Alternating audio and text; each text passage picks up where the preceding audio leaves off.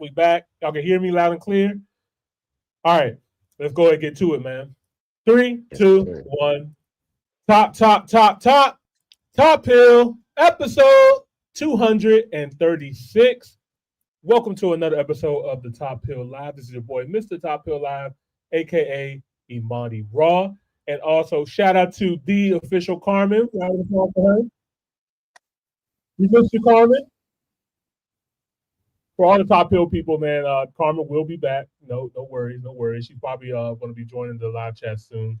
But we got a very, very, very special guest in the building, man, to hold it down. You hear me? We got the authentic African in the building. My man Joe, what's going on, man? Shout out to Joe in the building. Round of applause. What's up? What's up? What's up, Imani? I appreciate it. I'm happy to be here at Top Hill. Yeah, man. Thanks for having me. It's an honor to have you on, man. It's a pleasure. It's a pleasure, man. It's super dope. You guys don't know, both me and Joe were down in Atlanta at Invest Fest. That's where we met up, and just like, man, it's just the stars kind of align, man. It was just like, man, your mission, my mission is kind of like the same. So we gotta Absolutely. go ahead and chop it up, man. So it's a pleasure for me and Carmen. We're very, very happy to have you on. And yeah, man, we're gonna have a lot of fun tonight, man. Absolutely. And I'm happy to be here, man. What you guys have been doing with the platform is impressive. And yeah, we got a chance to chop it up. I did a live stream like immediately following the Invest Fest conference, and I told everybody, you don't go to Invest Fest to sit in those rooms and hear people from the stage. You go to Invest Fest to network and to build. Yeah, You either network across or you build with people who are doing what it is that you're looking to do, and you can learn from them.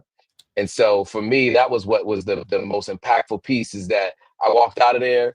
Now I'm here on this live stream and so many other conversations that I had that are building into something that's going to be truly special. So yeah, for those of you who didn't go, next year you should be there. 25,000 people were there.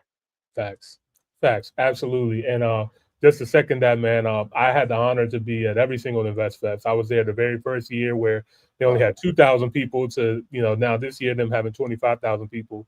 And one thing, the biggest lesson I learned, Joe, is that absolutely right. You can get value from listening to the speakers and going to do all that, but the biggest value you get is networking and meeting people that are on your mission, man. So I had my most fun being in that vendor marketplace, walking around, Yep, what I me mean, too.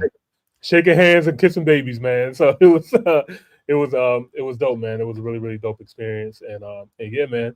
And now we here. You know what I mean? The Top Hill and Authentic African collaboration. The Just when you guys start, you know what I mean? Like, this is what you guys needed. This is what you guys wanted. So we're gonna bring it to you guys. You know what I mean? So um Absolutely. let's get to it, man. So you guys already know this show. Well, some of you guys may not know. Shout out to all the authentic Africans out there. But Top Hill is all about a platform that bridges the gap between the culture for Africans in the continent and Africans in the diaspora. So this is a hub right here. We come together, we build together, we learn together, and we're all here to support each other. You know what I mean? So I'm always for the the constructive criticism that so many of our gracious viewers give us. You know what I mean? But like I said, we're here to learn, and we're also here to grow together. So um, we got a great show for you guys lined up today. And yeah, man, we're gonna get right into the reactions, man. So first things first. Well, before I get into it, Joe, is there anything else you wanted to dive into on the intro before we hop in or anything? Yeah, man. I mean, look, just for those of you who aren't as familiar with me, my platform is called Authentic African, and we are on the same mission. This is why we're here. So, my goal is to bridge the gap between Africans living on the continent and Africans living in the diaspora. I'm a first generation or second generation, depends on how you describe it, American, born and raised in the US, dual citizen between United States and Sierra Leone. I represent it every day on my wrist. And the platform really is to get people to do one of three things, right? It's to get them to move, visit, or invest. And then within the investing, start a business on the continent of Africa. And so, everything I do is based around that. And if there's any opportunity I have to share the knowledge that I have from living on the continent for a little over 4 years, investing and traveling to the continent for the past 15 years, that's what I'm here to do. And so I'm glad to be on your stream with your people to be able to share whatever it is I can to this group. So looking forward to it. For sure, man. And then for the people as well, as well too, man. Can you let them know like what countries you've been to in Africa and what country you represent again? Yeah, so I rep Sierra Leone. I lived in Ghana as well. So I lived in Sierra Leone for a year. I've been going to Sierra Leone on and off though since '86, really, for the first time. But like as an adult, I went in 2010 and then subsequently 2017 through 2020, and then moving there. I was going twice a year. Even when I was living in Los Angeles, I was still going to Sierra Leone twice a year. And then when I moved to Ghana, I was going to Sierra Leone back and forth. I did live in Ghana as my landing spot at first. Is a softer landing. It's a little easier. Many of the things that you're used to in the West are available there in Ghana. So that made it a little simple transition. I worked in Ghana as the head of advertising for Jumia Ghana, which is an e-commerce platform. They call themselves the Amazon of Africa, publicly traded on the New York Stock Exchange. So I did that for a year. In that process, I went to Egypt for the first time. So I went to Egypt when I was there. We did our like our sales conference in Egypt. Been to Gambia, Nigeria, um, Sierra Leone, Ghana, Tanzania, and then Ethiopia.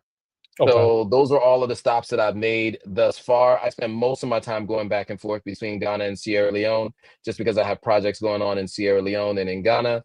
And so, but I do plan to visit multiple places. Kenya's on the list, of course. South Africa's on the list. So I got to make those two things happen.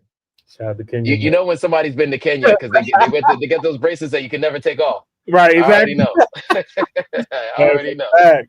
That's a fact. Big Kenya. Shout out to Kenya, man. Yeah, a little bit about my background too, man. So I am what people would consider a foundational Black American. My parents, and my ancestors were descendants of slaves, but my father always knew that we came from the continent of Africa. He always reassured me and my brother that. So he gave me and my brother African names. You know what I mean? And it's kind of funny how now I'm on this mission as well too. So my name Imani is Swahili for faith.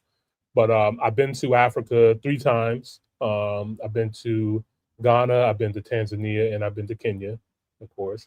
And yeah, I want to continue to go back. I want to go back to visit. I want to go back to support. I want to go back to invest. I want to go. I'm going to be constantly, going back to the continent, and I also want to encourage more of our people to do so as well too, because a lot of people. I don't want us to be late to the party. I'm gonna be honest with you. Like the Hmm. whole world is focusing on Africa. There's so Yep. many. All the signs are there. You know what I mean? And one thing that they do, they like to keep us out of it, and then go over there, get the land and get all the opportunities while it's affordable and cheaper at the moment.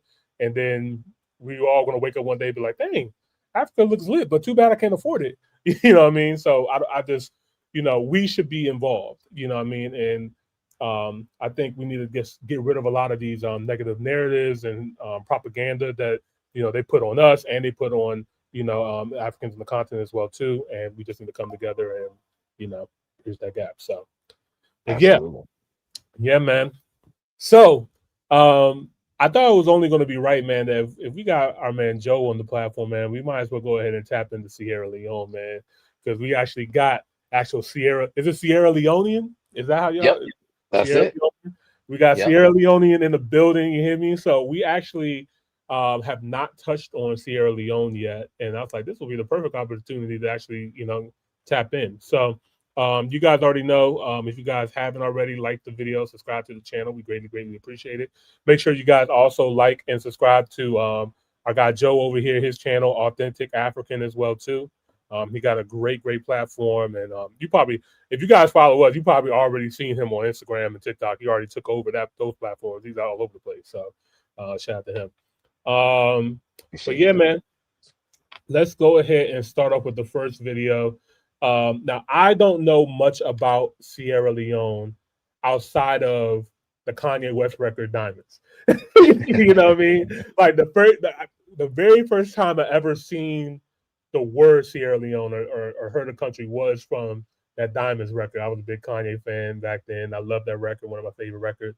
But it also brought me to consciousness to learn about blood diamonds and and all that kind of stuff. But I don't know, like Joe, if you could tap into that, like what is I don't even know if there's any like Yep.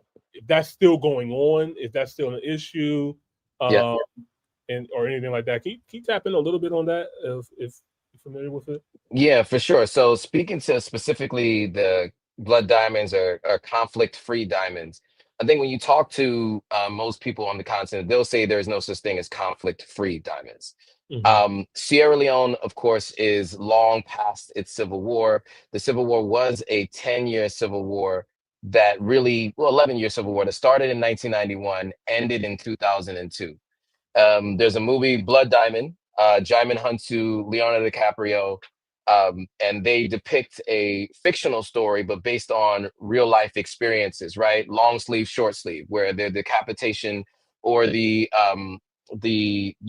cutting off of limbs was happening to people at Hmm. an alarming rate, right? And so, gentleman by the name of Charles Taylor from Liberia came in, had a big part to do with the Civil War. He was tried by the United Nations. He's still locked up to this day.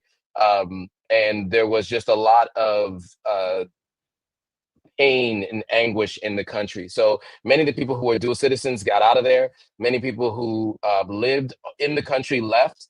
And so Sierra Leone had a really big challenge with brain drain, meaning like the best and brightest would continue to leave because so many had left in that 11-year span. 11 years is a long time to have a mass exodus from a country. Hmm. And so Sierra Leone has spent a significant amount of time recovering and rebuilding since then. And so right now you have like a crop of people who are really looking to try to continue to develop the country and get people to come back and to do more. So to speak to specifically the minerals, obviously, diamonds are in Sierra Leone's ground. It is definitely a place where other countries are coming to take advantage and to participate in the mining of these diamonds and other rare earth minerals. And so that is always going to be a reason for people to be coming to Sierra Leone. I'll just mention a couple other things. You know, British colonial rule went from 1808 to 1961. Sierra Okay. Leone got its independence basically in that time frame. And since then, Sierra Leone has spent its time continuing to keep the name, unfortunately, which was actually given by the Portuguese. The Portuguese, when they were trading and or doing their slave route around West Africa, they were off the coast of Sierra Leone, and they saw the mountains. So that's Sierra, and they heard a loud roar from the mountains and they thought it was lions, Oh wow. but really it was thunder. So shout out to the Portuguese not knowing anything. Wow. It was thunder. And so they gave the country the name Sierra Leone. So many people think that it's a French colonized country because the name doesn't sound British or Right. whatever. It is not a French country. It's not Senegal. It's Sierra Leone. It is formerly a British colony.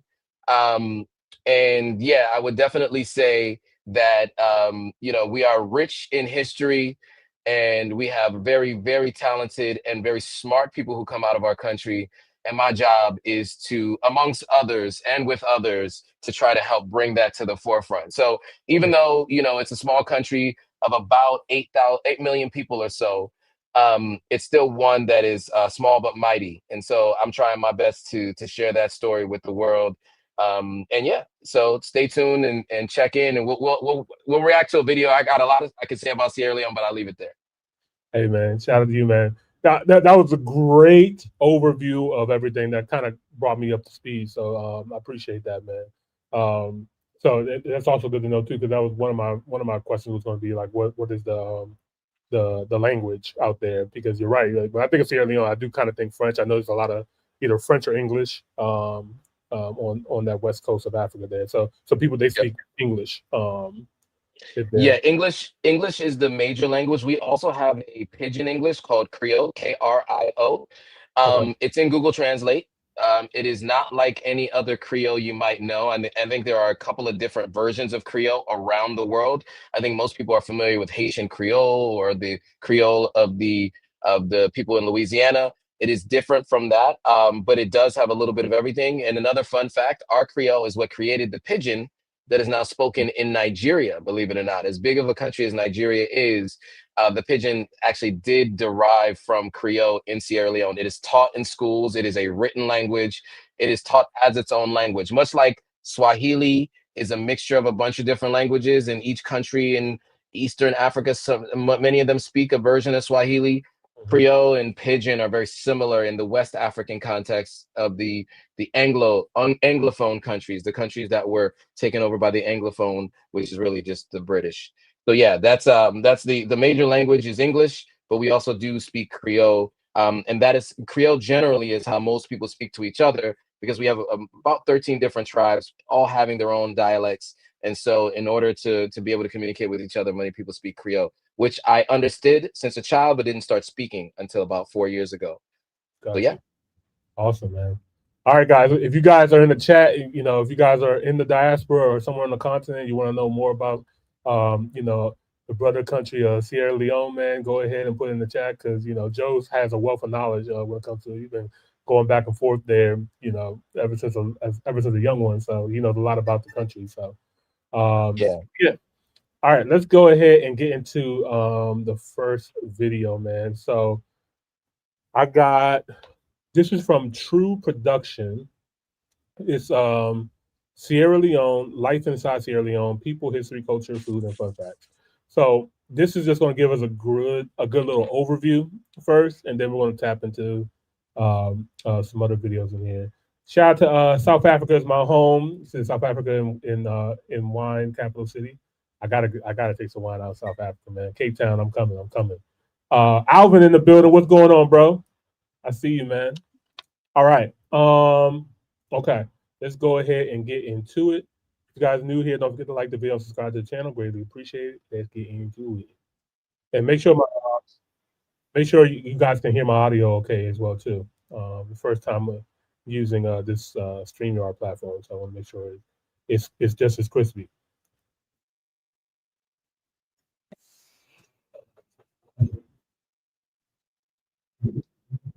I can't actually hear it. I don't know if everybody else can. You said you can't? I cannot. Okay. All right. Let us know in the comments. Can y'all hear it? It might just be me.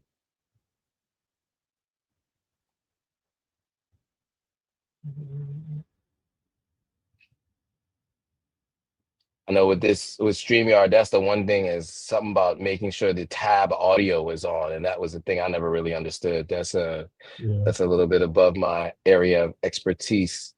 But while we're waiting for this to come up, let me say to everybody, there are two movies that Jaimin Hunsu is in that specifically depict Sierra Leone, right? So you got okay, so they're saying they couldn't hear. So you got two movies, so right? You got Amistad, right? So Amistad, give us free, right? That famous Jaimin Hudson line. Um, that is about uh, a Spanish ship that was taking enslaved Africans to the Americas. The British had already abolished slavery. They stopped the ship, and then there was a court case in the United States about sending those people back home. And so Joseph Cinque, which is the name he was given by the Spanish, his real name is Sengbe Pie, and there's a bridge named after him, the Sangbe Pa Bridge in Freetown, Sierra Leone.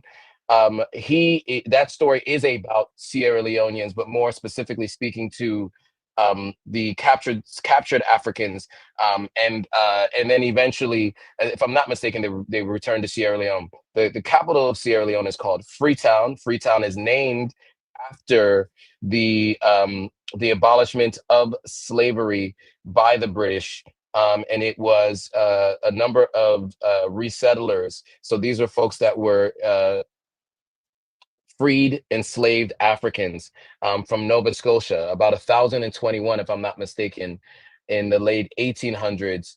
And then subsequently, other tribes came in, and that's what built what is now called the Creole tribe, right? And that's why it's like kind of a mixture of so many different languages and like a broken English, because it had so many people from many different groups um, speaking to communicate with each other.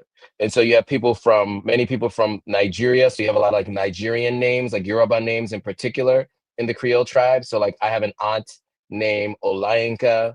My mom's name is Omojowo, right? Those are Yoruba names, even though we are Sierra Leonean. You hear that a lot when it comes to the Creole people. There are a lot of Nigerian names for us. So that's one movie I mentioned, which was Amistad, and then the other one is Blood Diamond. Blood Diamond also depicts it's Djimon Hounsou once again, as I mentioned, and Leonardo DiCaprio in that movie. He plays a South African who wants to get into the diamond trade. And so, you know, what you see there is basically they're in the throes of the Civil War and how ruthless it was during that time. I have about 6 or 7 people I know personally who had to get airlifted out of Sierra Leone during the Civil War. And it was because they had US citizenship, they were able to do that. They had to go to the American embassy or another checkpoint that the American embassy made available to them. And they flew out of there. So it was a wild time, 91 to 2002.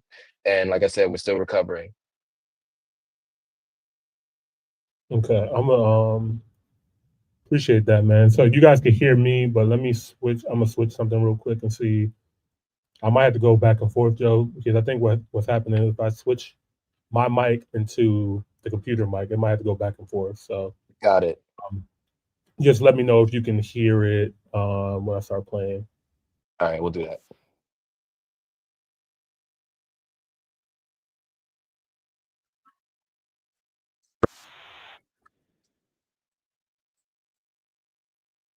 No audio.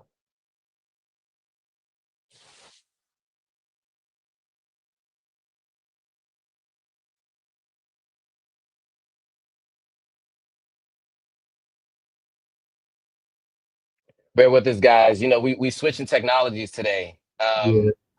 I was trying to get on the Streamlabs, and we were having a difficult time. Let me tell you guys something. We tried everything.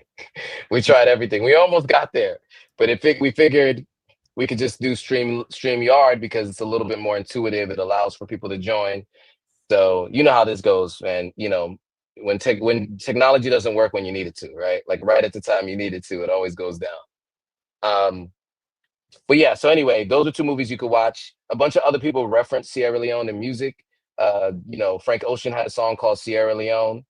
Big Sean had a song called Sierra Leone. Um, Joel Santana referenced it in the song.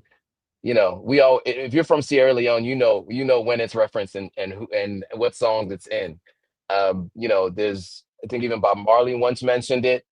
So, you know, we unfortunately were only known for the diamonds and the Civil War, and then later Ebola. And the goal is to try to change that, right? I mean, the good thing is that, you know, we do have rare earth minerals beyond, you know, diamonds. We have iron ore, etc. And so we're rich in rare earth minerals.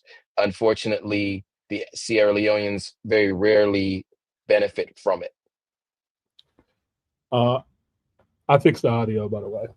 Okay, cool, perfect. Right. It should work. I'll pull it up now.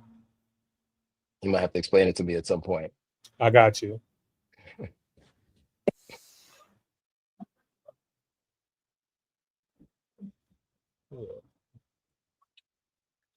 Okay. Can y'all hear it? Nothing's playing yet. Leone is a country located in the western part of Africa. It shares its southeastern border with Liberia, and the northern half of the nation is surrounded by Guinea. Covering a total area of 71,740 square kilometers, Sierra Leone has a tropical climate with diverse environments ranging from savanna to rainforests. The country has a population of about 8.9 million people. The country is divided into 5 administrative regions, which are subdivided into 16 districts. Sierra Leone is a constitutional republic with a unicameral parliament and a directly elected president serving a 5-year term with a maximum of 2 terms. The current president is Julius Maada Bio. Sierra Leone is a secular nation with a... Now, I'm just going to throw this out here. This video is 2 years old, so I'm not sure if this is accurate. Joe, if you want me to pause at any point in time, just let me know. Yeah, that is accurate so far. Okay, cool. Yep. Constitution providing for the separation of state and religion and freedom of conscience, which includes freedom of thoughts and religion. Muslims make up about 3/4 of the population, though with an influential Christian minority. Religious tolerance in the West African nation is very high, and is generally considered a norm and part of Sierra Leone's cultural identity. If you want to know more about this fascinating country, subscribe to the channel and come with me as we explore Sierra Leone together. 1. Sierra Leone has a rich and complex history that spans thousands of years. The territory of present-day Sierra Leone was inhabited by various ethnic groups, including the Temi and the Mendi, long before the arrival of Europeans in the late 15th century. The Portuguese were the first Europeans to arrive in Sierra Leone in the late 15th century, followed by the English, who established a colony on the coast in the late 18th century. The colony became a British protectorate in 1896, and in 1961, Sierra Leone gained independence from Britain. Sierra Leone has faced significant challenges in the post-independence era, including political instability, economic hardship, and a brutal civil war that lasted from 1991 to 2002. The war, which was fought between various rebel groups and government forces, resulted in the deaths of tens of thousands of people and caused widespread displacement and destruction. In recent years, Sierra Leone has made significant progress in rebuilding and developing the country, with a growing economy, improving infrastructure, and a commitment to democracy and good governance. However, the country still faces significant challenges, including poverty, corruption, and environmental degradation. 2. Freetown is the capital and largest city of Sierra Leone, located on the coast of the Atlantic Ocean. The city has a population of around 1 million people and is the economic, cultural, and political center of the country. Freetown was founded in 1787 by British abolitionists as a It's like a nice, good, smooth road right there. Ain't no bumps on that road. Right, settlement for exactly. freed slaves, and it became the capital of the British colony of Sierra Leone in 1808. The city has a rich cultural heritage with a mix of African, European, and American influences. One of the most iconic landmarks in Freetown is the cotton tree, a massive tree located in the city center Let's that pause it has been a right symbol there. of the city's resilience. All right. So he's talking about the cotton tree. The cotton tree was known by Sierra Leoneans as a really like a staple of the country. Unfortunately, after a really terrible rainstorm, I think 2 years ago, the cotton tree went down. So it is no longer there. And that was a staple of Sierra Leone. And just to kind of give a little bit of background on, because he mentioned the cotton tree, it was a historic and symbolic, it's a I guess a kapak tree. And it stood for centuries in the center of Freetown. It literally was there for years. It represented freedom and liberty for the formerly enslaved African Americans who settled in the city in 1792. Though much of the original tree toppled in 2023 storm, it still remains a powerful symbol, but there's not much of it left. And so that's what it was known for. It's been around for that long. And so I don't think they show it here in this video, but I just wanted to mention that just in case you guys are planning to go to Sierra Leone, you're looking for the cotton tree. The space is there, but the tree no longer stands. I got a question on that too. So you mentioned that African Americans like came to Sierra Leone. Yeah. I heard about the history about Liberia, and I know Liberia is not far. So was it of African Americans were going to both countries, Liberia and Sierra Leone, around the same time, or it's just like completely separate interactions? Separate in different times, and Liberia was like American abolitionists, I guess you could call them, right? And that was Liberia. So Liberia even has the flag looks like the American flag with one star, Right. which is hilarious. Why Trump was like, "You speak such good English," Yes, because English is the language of Liberia. right. That's a conversation for another time. But when it comes to Sierra Leone, it was the British abolitionists, right? So it was a British, and it was earlier in terms of that the establishment of Freetown. But yeah, so Liberia like liberated, and then Freetown, Sierra Leone, is was established for freed enslaved Africans. Interestingly enough, though, it did cause a bit of a clash. You imagine they were giving away land to African Americans in Sierra Leone, and the indigenous people weren't given land, right? So that was a point of contention, and I think that now I think they're kind of everyone's interconnected and intertwined. I mean, but one of the other things that was said in that video is that there's a great religious tolerance. So even though it's 75% Islam or Muslim and maybe about 25% Christian, the two groups intermarry, work together. One of the things that we say is Christmas, right? You're a Christian and a Muslim. Because how do you know you're Sierra Leonean without saying you're Sierra Leonean? My dad is Muslim, my mom is Christian, or the other way around. That's a thing in Sierra Leone. It's a very known thing. So I do want to just mention that. And one of the things that I love about religion in West Africa, but specifically in Sierra Leone, from my experience, is that because we all come from the same place, religion isn't used to separate us by how we look.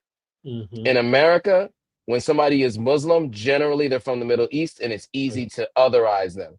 Right. And so that's why there's this fear of this other group by Anglo-Saxon Americans. Yeah. In Sierra Leone, you got Christians and you got Muslims that operate together. You know, when Muslims stop to go pray, everybody respects it. When it's Ramadan, it's chill, it's relaxed in town, because people really understand the importance of someone else's faith.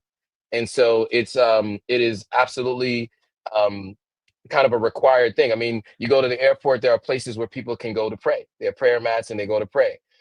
People who have offices that are more modern make areas for people to pray.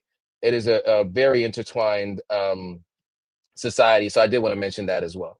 Okay. Appreciate that. Yeah. And strength for centuries, the city is also known for its beautiful beaches, including Lonely Beach and Toka Beach, as well as its vibrant music and dance scene. Freetown has faced significant challenges in recent years, including a devastating mudslide in 2017 that killed hundreds of people and caused widespread destruction.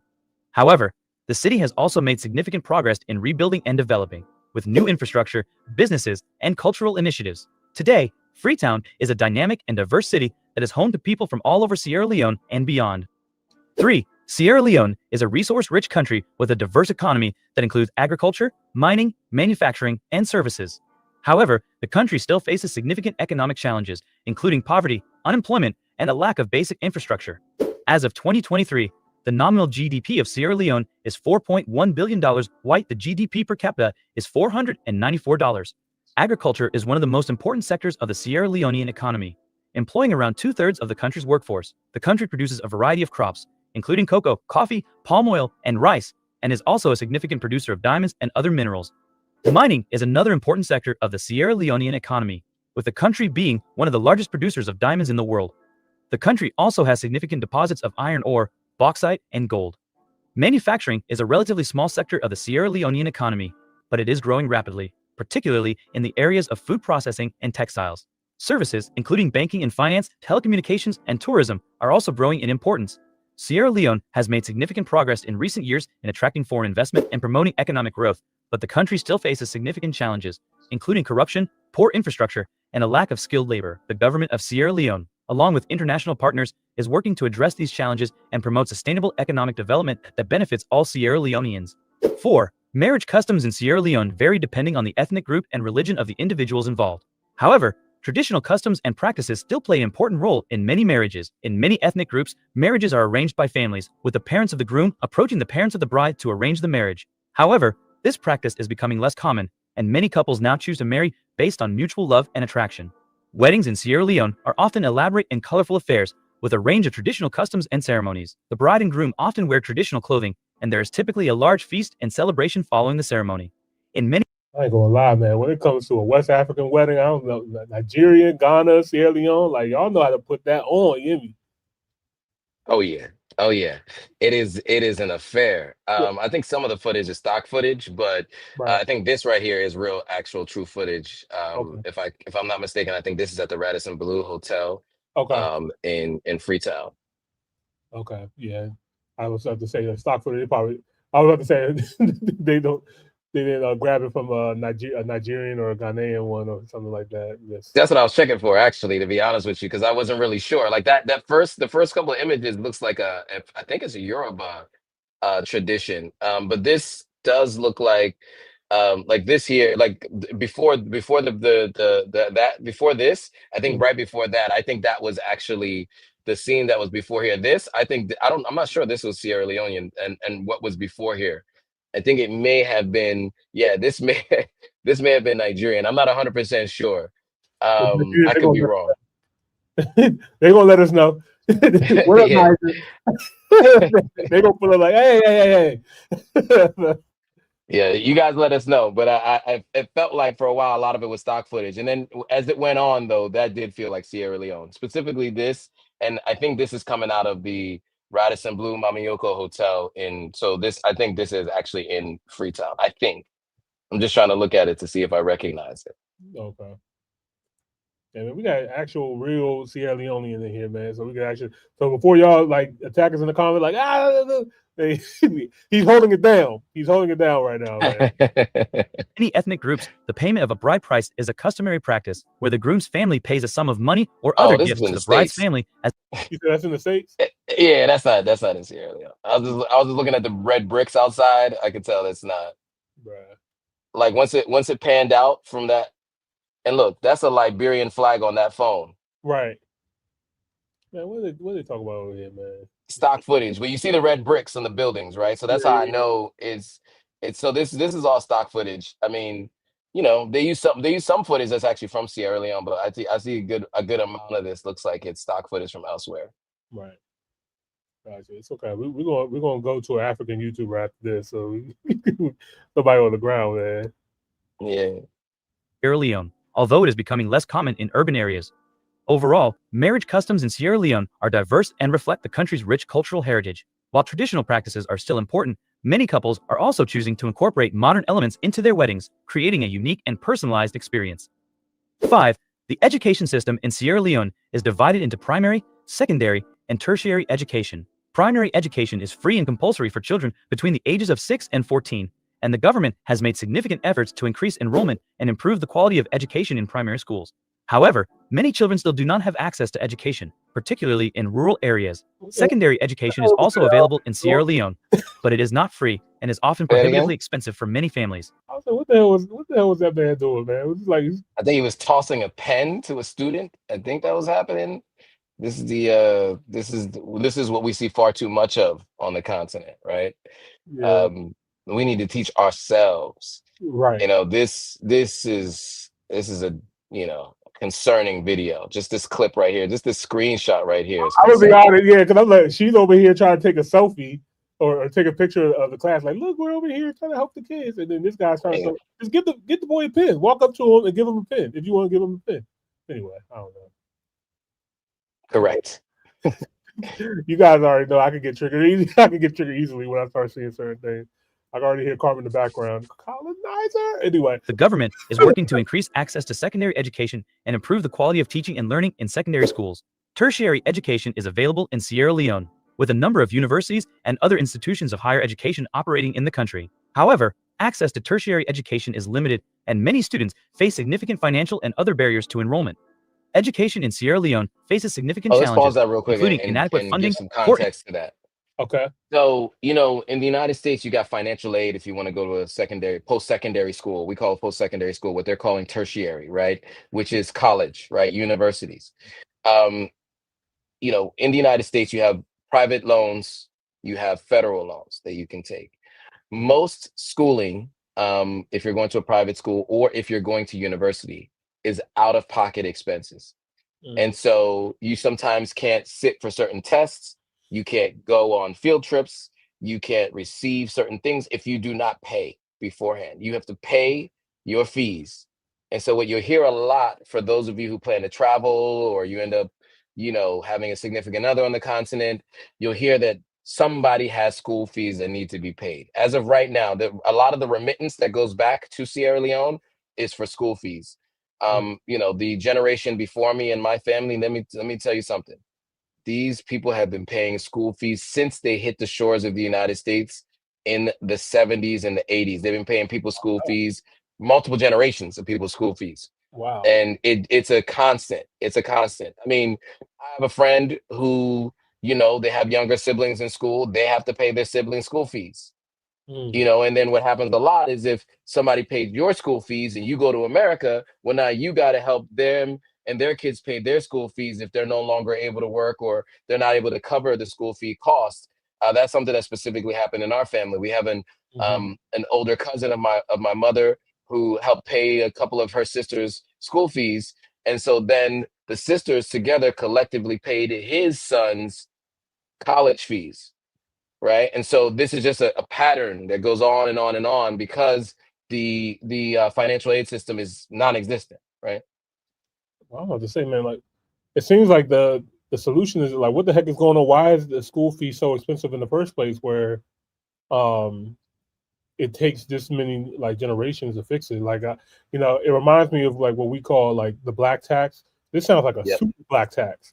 Like this is Yeah. the black tax with interest and inflation and Yeah. a bunch of stuff, man. So like, yeah, yeah, that's crazy. That's craziness. But I also think there's beauty in it as well too, because it's a community, it's a family thing where it's like, okay, we're going to take care of each other. Like, I think that's beautiful, but it's also something that not everybody. It's not something that you should have to go through. You know what I mean? But Yeah. Yeah, and I will say, to your point, there's the idea of community, right? Right. We all take care of each other. I think the problem is advancement becomes more difficult when you constantly have bills that you have to cover that have nothing to do with you, right? Like, many people who are, reach a certain age, retirement age, they're in the latter years, they're starting to think about, oh, let me build a house back home. But the money that they have been spending going back on remittance, imagine had that gone into a business or into real estate. right, And yes, that would mean that those people who are benefiting from that remittance would no longer benefit from it. But mhm, that individual really can't, that individual is capped at some level because they're being pulled back by the burden of the cost that they have to spend to take care of other people back home. right, So lack of access to capital and I guess private capital or public capital is a big problem. You do have a bunch of people who are not in as much debt as you do in the United States, right? Because so many people access capital to make frivolous purchases. And so you have people driving cars that they shouldn't be driving, living in houses and apartments they shouldn't be living in based on debt like credit cards, etc. That right, is not a challenge that you have on the continent or specifically in Sierra Leone. You have other challenges. Not being able to afford it up front means you can't even do it, right? So right. that when they speak about schooling and access to schooling, a big part of that is the cost associated with it, and people just not having the finances to be able to do it. Mm. I The wonder. average income is $50 per month, by the way. That's the average income in Sierra Leone, and that's also happens to be the minimum wage. Wow, insane. I Yeah. wonder with the way how technology is going now with artificial intelligence and stuff like that. Like it'll it'll be a way for more people on the continent, Sierra Leone, to get an education outside of the traditional, way of schooling and stuff like that. Maybe that might be something to look forward to in the future. I'd like to think so. I mean, I think that it requires, that proliferation of knowledge, but then also access to electricity and devices where you can access it. I think that's another big challenge, right? Is we're a country that is severely lacking in access to electricity. And then beyond that, access to devices where you would be able to tap into AI is very challenging. So yeah, I Hmm. mean, I think the basic infrastructure challenges still need to be worked on, and I think once you get there, we can probably accelerate past some of our competitors, whether that's on the continent and outside. But that's going to require a little bit of work just to even get the infrastructure right. So that's one of our biggest challenges. The basics need to be taken care of first, and then we can get on to that. Right. I'm not sure if you heard it, and I might be able to look this up, but I heard it was either Verizon or some company was looking to put like fiber optic lines all over the coast of West Africa. I'm not sure if you Mhm. heard that. I did hear about that.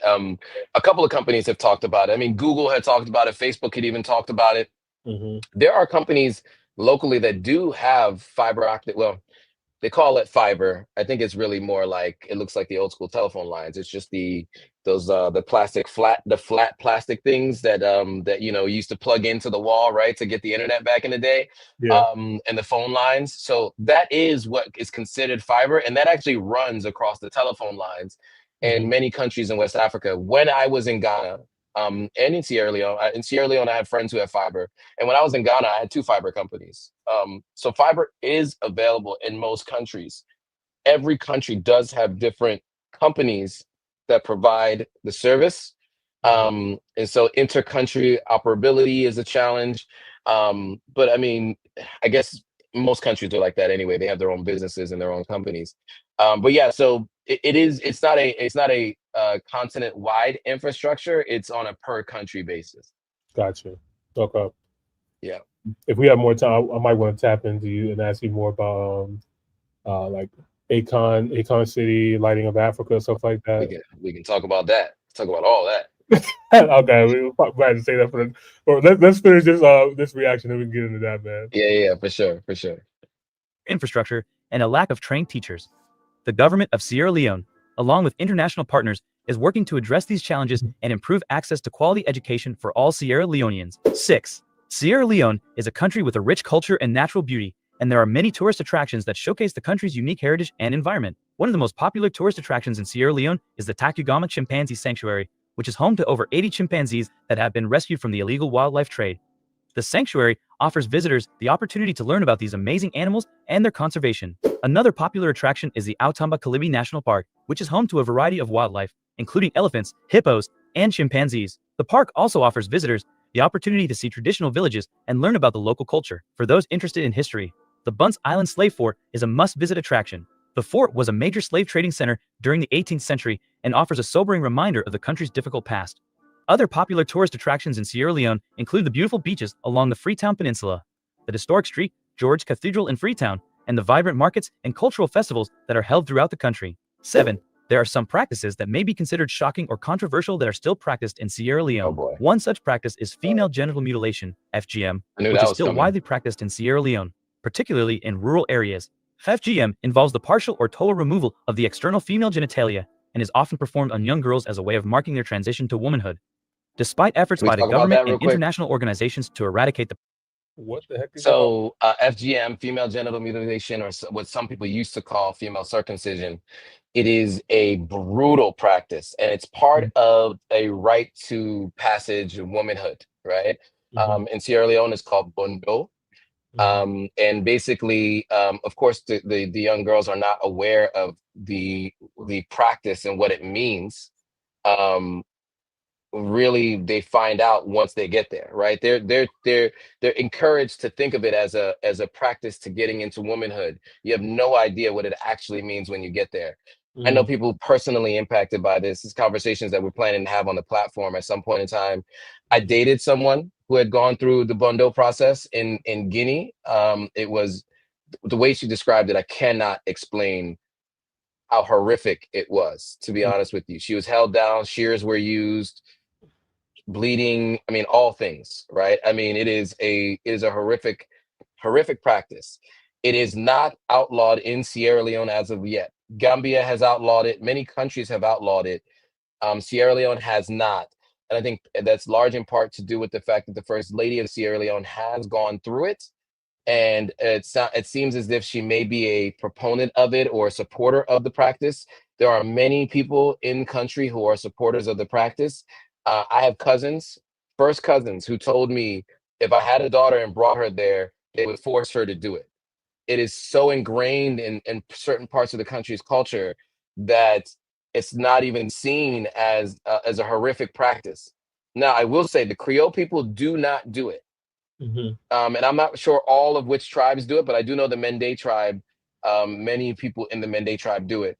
The Mm-hmm. Creole people don't do it because they're a non-indigenous tribe in many cases, right? They were African American, freed, enslaved people from Nova Scotia, Canada, and then other people from other parts of the continent that came in to build this tribe.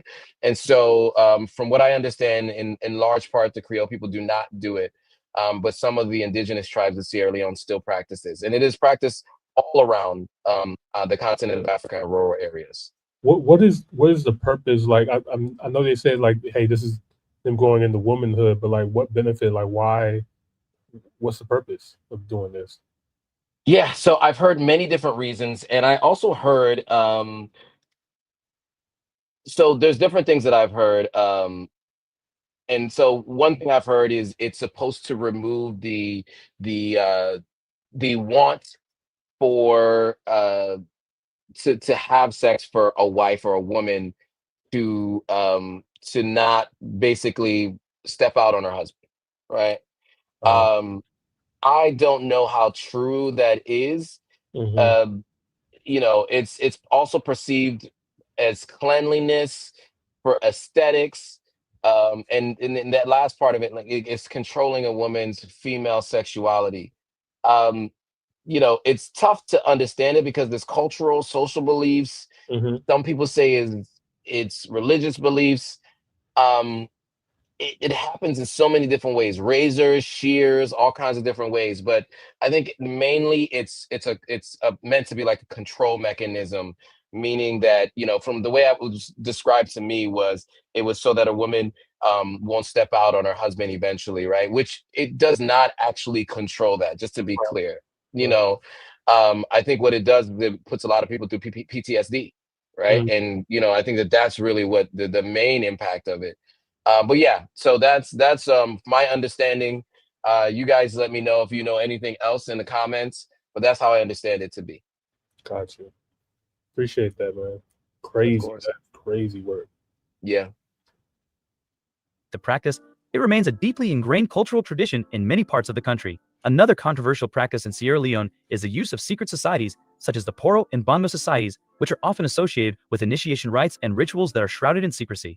Some of these practices involve the use of violence and intimidation, and there have been reports of human rights abuses associated with these societies. While these practices may be shocking or controversial to outsiders, they are deeply ingrained in Sierra Leonean culture and are often seen as important markers of identity and tradition. Efforts to address these practices must be sensitive to the cultural context and must involve the active participation and engagement of local communities. The national dish of Sierra Leone is rice and beans with cassava leaf sauce. It is a hearty and flavorful dish that is popular throughout the country. The dish consists of rice and beans that are cooked together with spices and sometimes coconut milk, giving the dish a rich and creamy texture.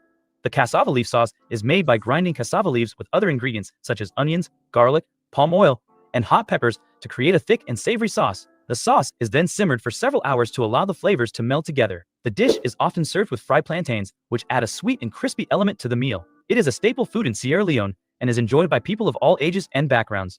9. Love cassava leaves. Sierra Leone is home to a diverse range of wildlife, including a number. I was say what that don't hitting on, man. That don't. Oh yeah, it is. I mean, we're known for it. I mean, first of all, our jollof rice is better than everyone's except for maybe Senegal. That's up for debate. But the cassava leaves. So we're one of few countries that eat the leaves of the cassava plant. We eat the leaves of the potato plant, right? So we eat potato leaves, we eat cassava leaves. So many other West African countries usually are confused by that, right? Like if you talk many other countries are like, you eat the leaves from the potato. And maybe that comes from our cultural heritage. Maybe it's just the lack of access to food, etc. I don't really know where that comes from, so forgive my ignorance on that front. But yeah, the cassava leaves, it's something like you've never had before. I don't know how to describe it. I've eaten a lot of foods from a lot of different places around the world. It's it. That's it. Cassava leaves is it for sure. And our potato leaves are pretty good too. I mean, we eat the leaves of those plants. We eat all parts of it. So did just want to mention that too. I'm about to give that a try, man. Yeah, argue amongst yourselves on the jollof rice point. I'm about to say, bro. I already know who has the best jollof rice, so argue amongst yourselves. You came here ready for war, man. You know you got to be careful. Right, we win that war. I mean, it's not even like a question. Like if you go back and look at all of the jollof rice competitions over the last 20 years, the winners generally are Senegal and Sierra Leone, and it's like first and second. Yeah, I mean, look, just because other people are allowed or have bigger populations doesn't mean their food is better. I'm just saying. Wait a minute. Hold on. I'm just saying. Hold on, I got a sound effect for you, man. Where is it at? Here it is. I'm just saying. You got questions? You got questions? Take a look at the stats. The data, look, men lie, women lie, numbers don't. You know what I'm saying? So just check it out. Non-biased opinions. You know, of course I'm biased. Of course I'm biased. I will not say that I'm not biased. But if you look at the competitions that have been had globally, where the judges are not of West African descent, where they could just be straight up logical, blind taste tests. Senegal, I'll throw it out there. Senegal, first of all, Senegal, the Wolof people, Wolof, it comes from Senegal. So it started there, right? Let's just start there. But Sierra Leone has been creeping in and out of the winner's circle. Number one, number two.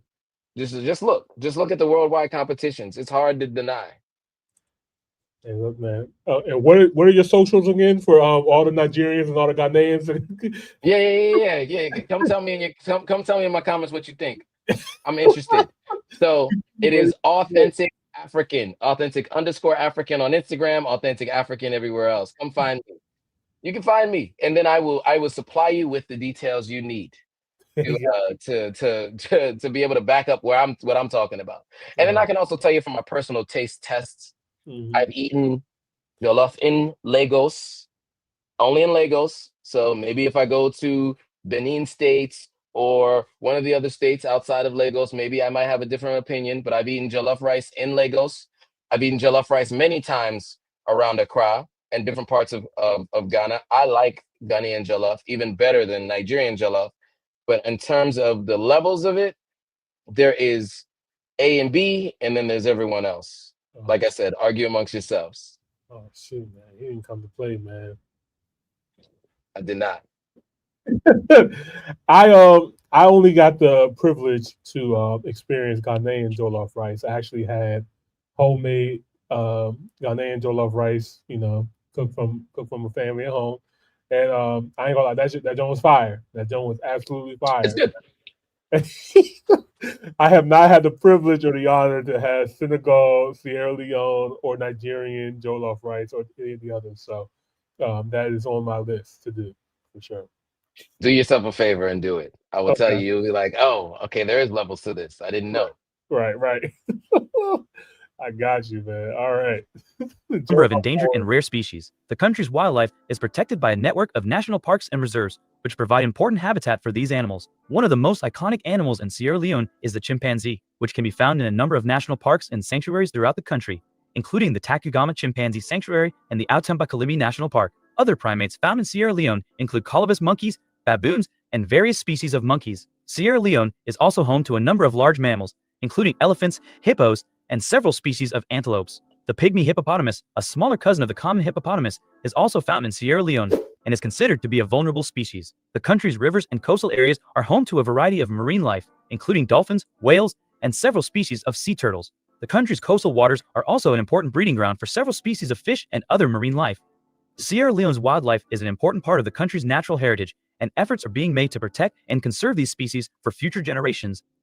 10. The cost of living in Sierra Leone is generally lower than in many other countries, but it varies depending on the location and lifestyle of the individual. In general, the cost of living in urban areas such as Freetown is higher than in rural areas.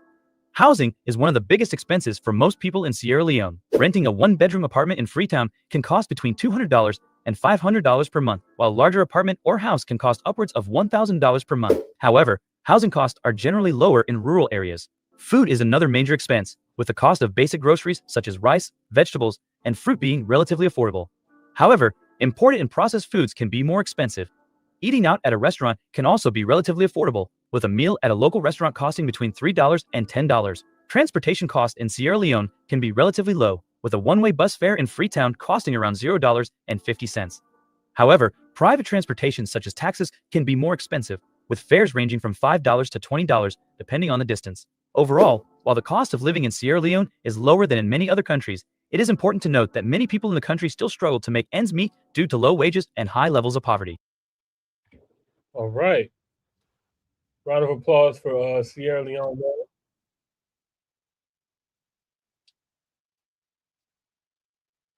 All right. So, okay, that was a good little overview of the country with our guy Joe right here being able to give us some clarifying facts and stuff like that. So appreciate it. So, okay, Absolutely. I see what's going on. You know what I mean? I see what's going on. So now this video was 2 years ago. What would you say is like some of the updated news or anything missing from this video that you think to add to it? From what I understand, the Tacogama Chimpanzee Sanctuary has been shut down temporarily. Deforestation is a big issue. So one of the things they didn't talk about is the exporting of what is it called? I guess wood. I don't know. It's another name for how that industry. Deforestation is a big issue, and so that is what is killing many of the chimpanzees in the country. There's also an issue with access to food in a lot of areas. So it's considered bushmeat sometimes. So it's just like some people eat certain wild animals, they get eaten sometimes. And then also people are keeping them as pets. And so the chimpanzee sanctuary was made to really assist in giving them a place to stay, and eventually reintegrate them back into society. And so there's all kinds of stories. I got a video on my platform where I went to the chimpanzee sanctuary, Takugama. But it feels so. From what I last saw, in protest of deforestation, they did shut down the sanctuary. So, and that's really unfortunate because deforestation is a big issue. And everybody's just trying to make a living, and because most of the resources that are underground have already been mined and owned by companies that are outside of Sierra Leone. One of the issues that we have in Africa is we have the rare earth minerals and materials. They go somewhere else to be refined, and then they generally get sold back to us as a refined product at higher prices, right? So what Sierra Leone has yet to be able to do is take back control of, those mines and those natural resources, work on refining it and selling it outside of country, much like what Burkina Faso did. I'm hoping to see Sierra Leone do that at some point in time. So yeah, that's one of the major updates I would say is the Takagama Sanctuary, but everything else is the same. Marabio, the president, is in his second 5-year term. I think it ends in about 4 more years. I think he's a year into his second term. And so presidents in Sierra Leone can be president for 10 years versus 8 years, which is what you're kind of used to in the US, for example. Right. And so, it's quite a substantial period of time that somebody remains in office. And so that's just one of the nuances to Sierra Leone's process. I would also mention too that the campaign process is very short. So it basically starts a couple of months before the actual voting occurs. Very different from what you see in the United States, where you have these long drawn out primaries and it takes a while to get there. Even on mayoral campaigns, right? It's not the same way in Sierra Leone. It happens pretty quickly. Got you. So that's the other thing I mentioned. Got you. Yeah. All right. Dope, man. All right. Let's get into the next jump. Shout out to Walter Maya. You know what I mean? Yeah, man. This guy has. I've been following Walter Maya for years, man. I want to say probably been subscribed to his channel for like over 5 years. Okay. To see what he's been doing all over the continent is absolutely incredible. He's one of the first people to like really inspire me to come to Africa, and because his videos like kind of show, for the first time, like what Africa actually looks like. You know what I mean? Because before before we had YouTube and these creators showing us real time, all we had was like our commercials and propaganda and stuff like that. Like that, we had no other view. So his channel was to me a really big eye opener for me and inspired me to go, and that's when I started traveling there, man. So I'm excited to see what he got going on here. So we're still going to be tapped into Sierra Leone. We're going to start off with this video first. This is Sierra Leone is not what I expected. Now, I will say this video is a little bit older, and then we're going to get into his newest video as well. So let's see. Let's go ahead and tap into it.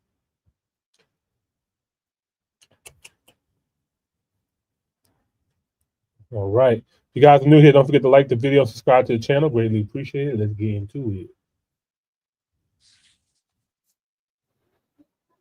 it. I just wanna be free. Join me. Freedom! Oh, freedom! Oh, freedom! Most of you are telling me not to sing anymore. But hey, see how free I am. I am free just because I'm in Freetown.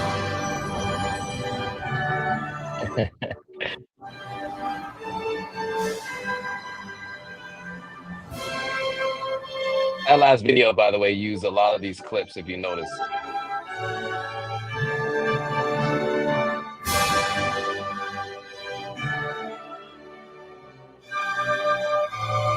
one thing I will say, just like by looking at the drone footages and stuff like that, there's a lot of beautiful beach areas. Like, oh yeah, seven beaches. At one point in time, we won, best like the top beach in Africa at one point in time. oh wow, really? Yeah, the beaches that have not been, that don't have issues with garbage, Right. are really, really, really nice beaches. I definitely recommend that's something you do when you go to Sierra Leone. Number 2 beach, which I think is where he is in that video, or Toke Beach. When you go out further away from the capital city, those beaches are beautiful, pristine. Some of the best beaches in the world for sure. And I've been to a lot of beaches all around the world, and I would say Sierra Leone, obviously I'm biased, but Sierra Leone is some of the best beaches in the world. That's okay. Very good to know, because I'm not gonna lie. I've been to Diani Beach in Kenya. It's very beautiful. Yeah.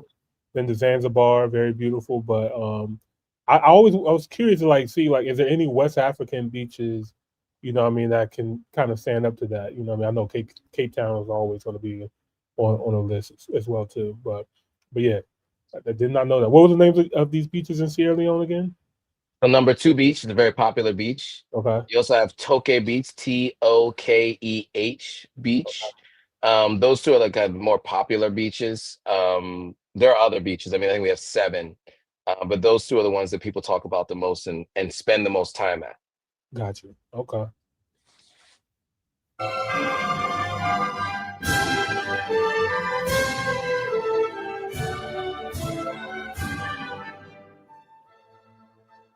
Yo, what up, everybody? It's your boy, Mr. Ghana, baby. And I'm the guy behind the Africa to the World. And it's all about showing the positive images of Africa. And I'm in my 11th country. I am Maya.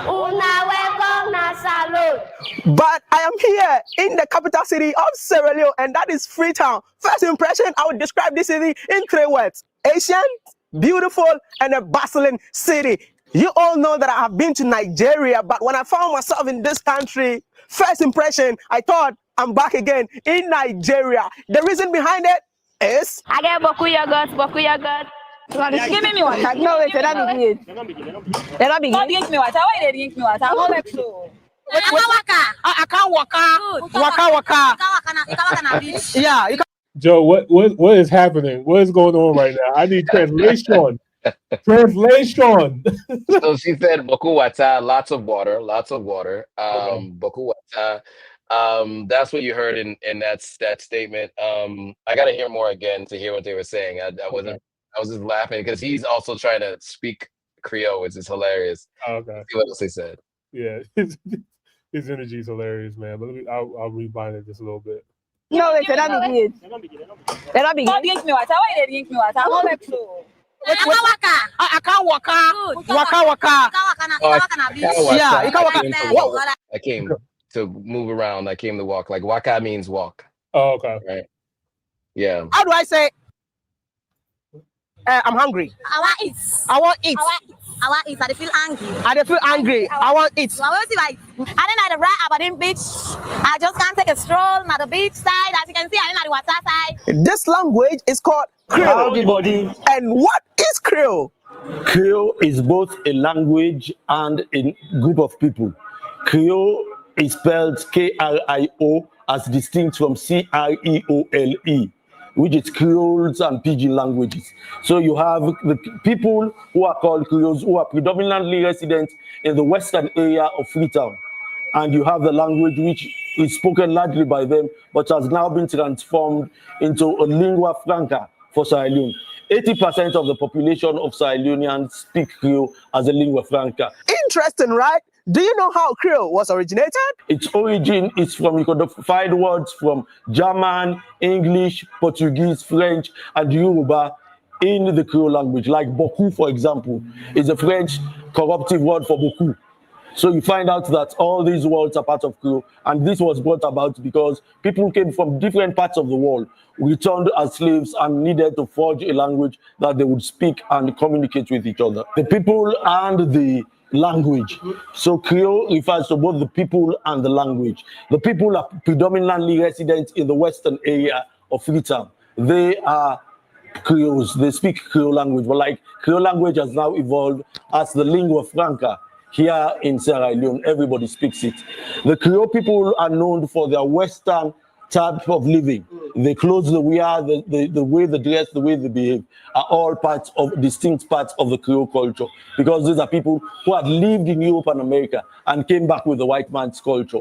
And these people are distinct. They'll dress up like white people and with coats and suits and everything and carry out some of these activities. So which means that this is I'm not sure if this is related or not, but I know during America, what's it called, the American Recolonization Act or something like that, where they sent African Americans from the United States to Liberia.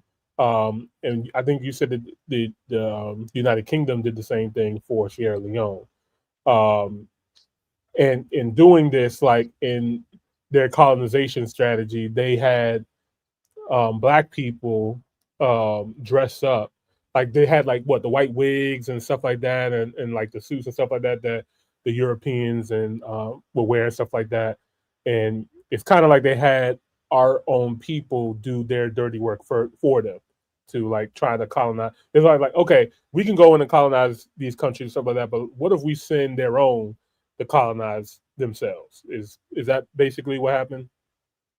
I mean, yeah, to a degree. I mean, they had already colonized the country, right? So, I mean, I think, but I think a big part of it is like, for example, in Freetown, the law is based on British law, right? So, like, I sat in court, and the interpretation of law is it speaks to the United Kingdom and all its territories, right? And so many of the laws in Sierra Leone are based on British law.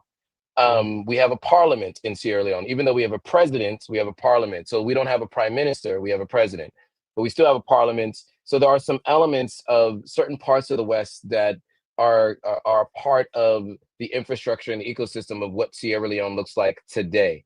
So yeah, I mean, the wigs are worn. In fact, I sat in court and in front of a judge that I respect very much. So shout out to you, Judge. He did not allow people to that particular day to come in and make any arguments unless they wore the British wig and that cloak. In fact, he said, you came into court naked, counsel. I need you to go back and add. So he had to go wear his wig.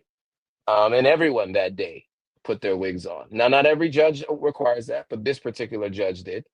And it is a part of the practice. So when people graduate from law school or pass the equivalent to the bar, they do take pictures with the wig on. It is a thing. Almost everybody's office who has a law practice has a picture with a wig on, the white wig. Yep. I'm actively in a court case right now, so that is all I'm going to say. That is all I'm going to say. But you have your thoughts. I feel you. Can I give my thoughts? Hold on. Absolutely. Those are your thoughts. Here you go. Hold on. That's some bullshit. I got my man out the screen. That's some bullshit, man. I'm gonna just leave it at that. All right, bring them back up. Okay. All right. I got something for you at a later time. Got you. Let's check back in 2 months. Yeah, I got you. Yeah, we definitely got to do this again for sure. All right, let me pull the video back up. People in Freetown are from different parts of Africa. Yes. That came to Sierra Leone. Yes, the culture, yeah.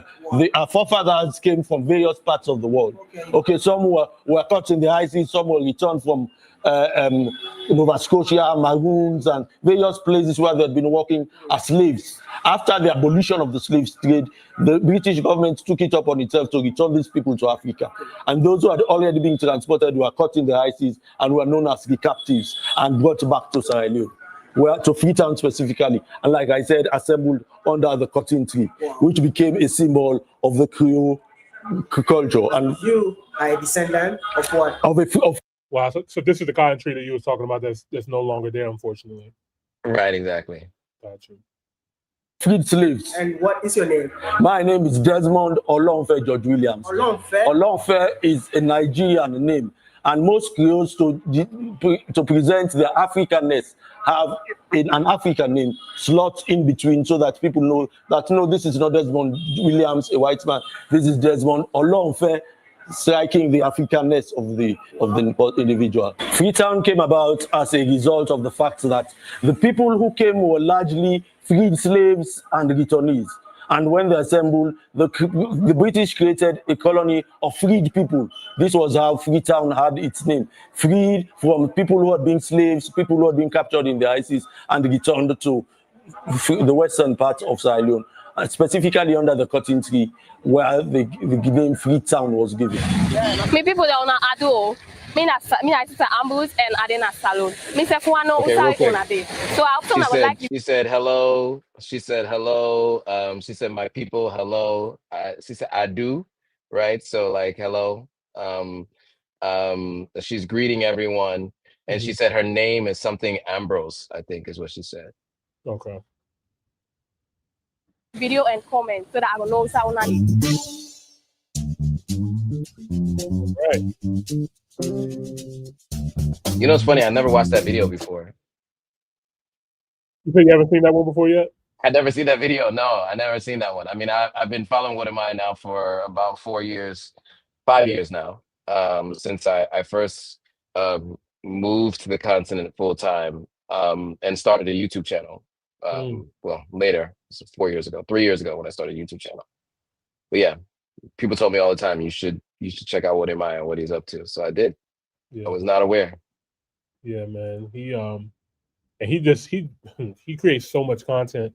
He has so many videos. Yeah. So it's like I have not been able to see all of it. I didn't even know this is another channel. That's crazy. I did not know he had another channel called What Are My Vlogs. This is where other videos at. So wow. Okay.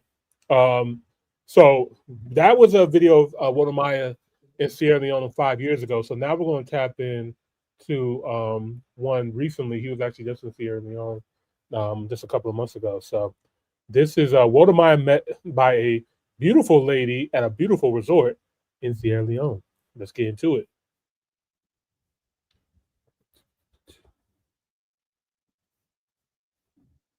Morning. How are you? I'm good. And how was your night? It was refreshing. Refreshing. Refreshing. It's refreshing because we found ourselves in one of the most beautiful, therapeutic resort that I've ever seen. I woke up like 6 o'clock, even though I slept at 3. Okay. Just to sit close to the beach, just to enjoy. And hear the waves coming in. I It's. had a good sleep. My body feels so better. It feels so good now. And this is Salon, man. This is so beautiful, man. Look at that. It's so green. You don't think so? Yeah, I feel so. I think the layout is amazing. And I like that every space you go, you find trees, right? Yeah. Yeah. So it seems like it's prioritized. So what they did was they didn't cut down trees, but even though, like you see, if they want to build in here and there's a tree there, they transplant the tree. Yes. So the layout is absolutely insane. Like there's let me show them a little bit of the other side. Yeah. As you're coming in, you meet the reception. Yep. Which is also good. And you know what I love about this place, apart from just the landscape and everything, is the reception you get from the people. From the people. From the moment you step into the gates with the security to when you go to the reception and now they speak to you. Yeah. The cleaners, 10 over 10. 10 over 10. Look at that. Look at the landscaping. This is so beautiful, man. And I'm just here to let you know that this is Sierra Leone.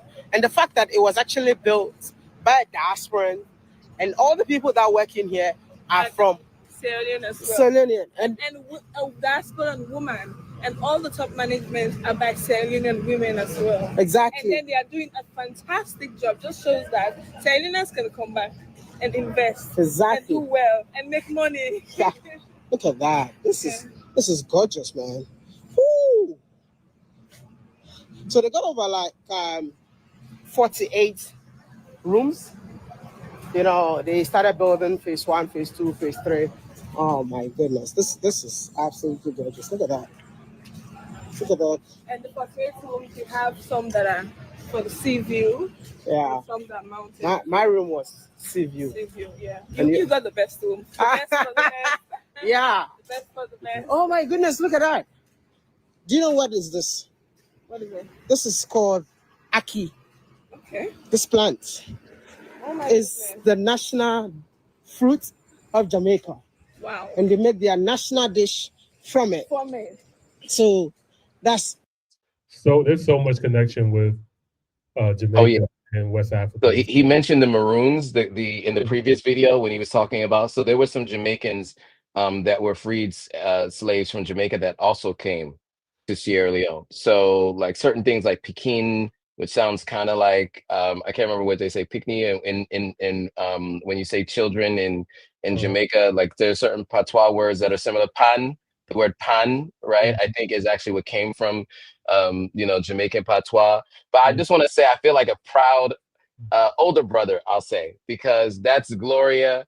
I know Gloria. She actually worked for me for a year, helped me set up my TikTok page, and she was the one managing my social media for a little over a year, almost a little over a year, going into 2023. And so it's good to see that she's built what she's been able to build as a local content creator in Sierra Leone. She's been traveling and doing content outside of Sierra Leone as well. And the interaction with Wodemaya is pretty amazing to see that this is where she's been able to get to as the next phase and what she's been doing. So this is dope. But yeah, so shout out to Gloria and the content she does. She does all kind of content about like restaurants, hotels, etc. around Freetown and around Sierra Leone. She does these videos on TikTok to get people to see Sierra Leone. So shout out to Gloria Cisse. And it's good to see that she's doing her thing. That's absolutely dope, man. We need people like her, man.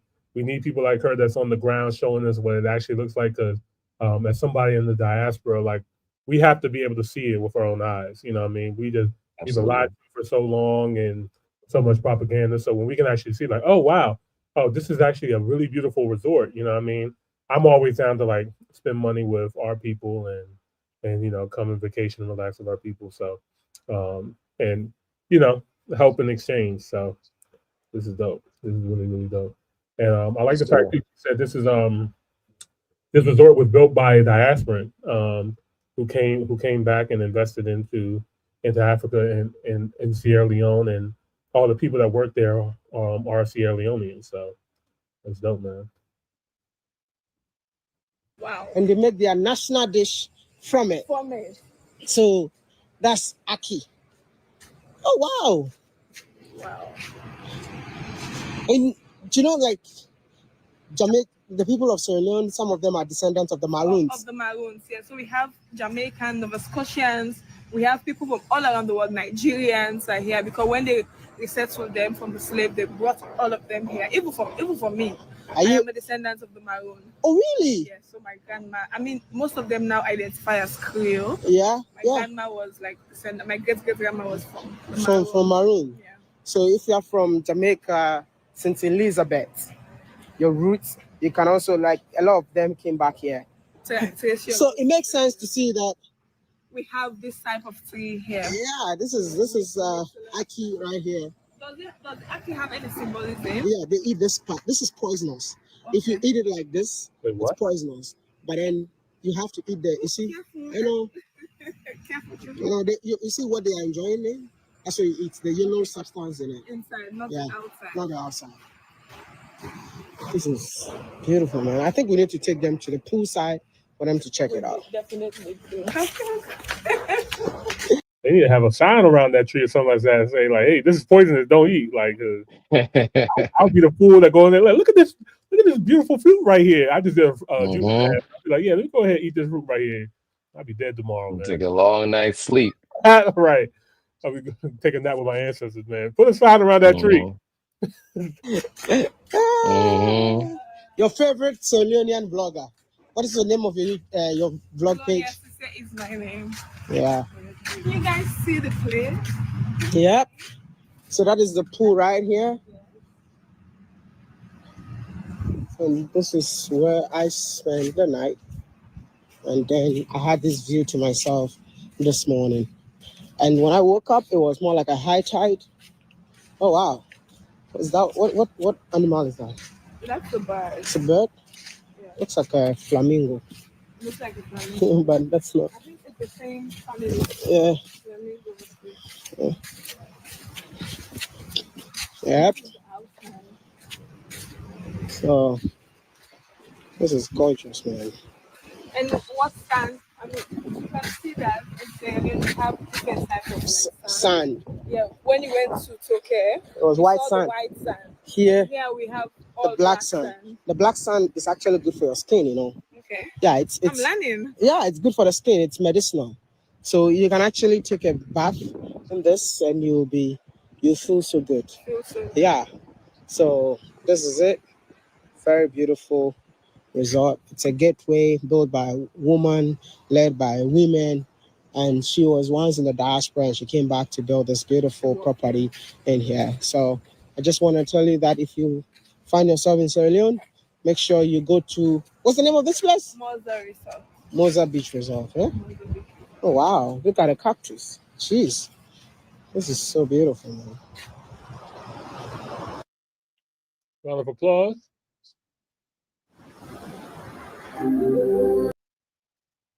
Moza Beach Resort. I haven't been there yet. Now it's on my list of places to go.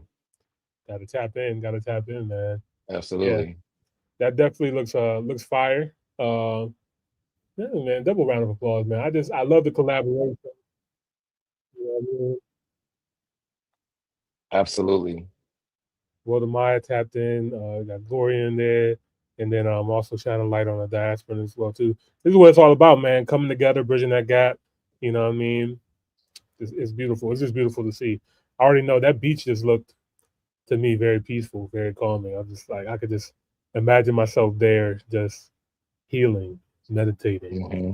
You know, I think anybody that I'm sure Joe, you know, whenever you go back to Africa or go back to Sierra Leone, I know I feel that peace whenever I go back to the continent. I just For sure. something about myself just slows down and it's just more present, you know, and even the more I travel, like I travel outside of just going to Africa and stuff like that. There's no place like Africa, man. This is no place like it. So, yeah. Oh yeah, I would agree. I used to always say I come back with a renewed sense of purpose, rejuvenated. Mm-hmm. Yeah, I mean it's hard to describe unless you go, right? And every country is different, but you know, those of you who are watching, do yourself a favor. I mean, I will be there in a short while. I don't know if I usually say when I'm going and how long I'll stay, but I'll be in Sierra Leone and I'll be in Ghana, and I do it as often as 3 times a year, and maybe going into next year it'll be 4 times next year. But it's hard to describe the feeling that you get the first time you go.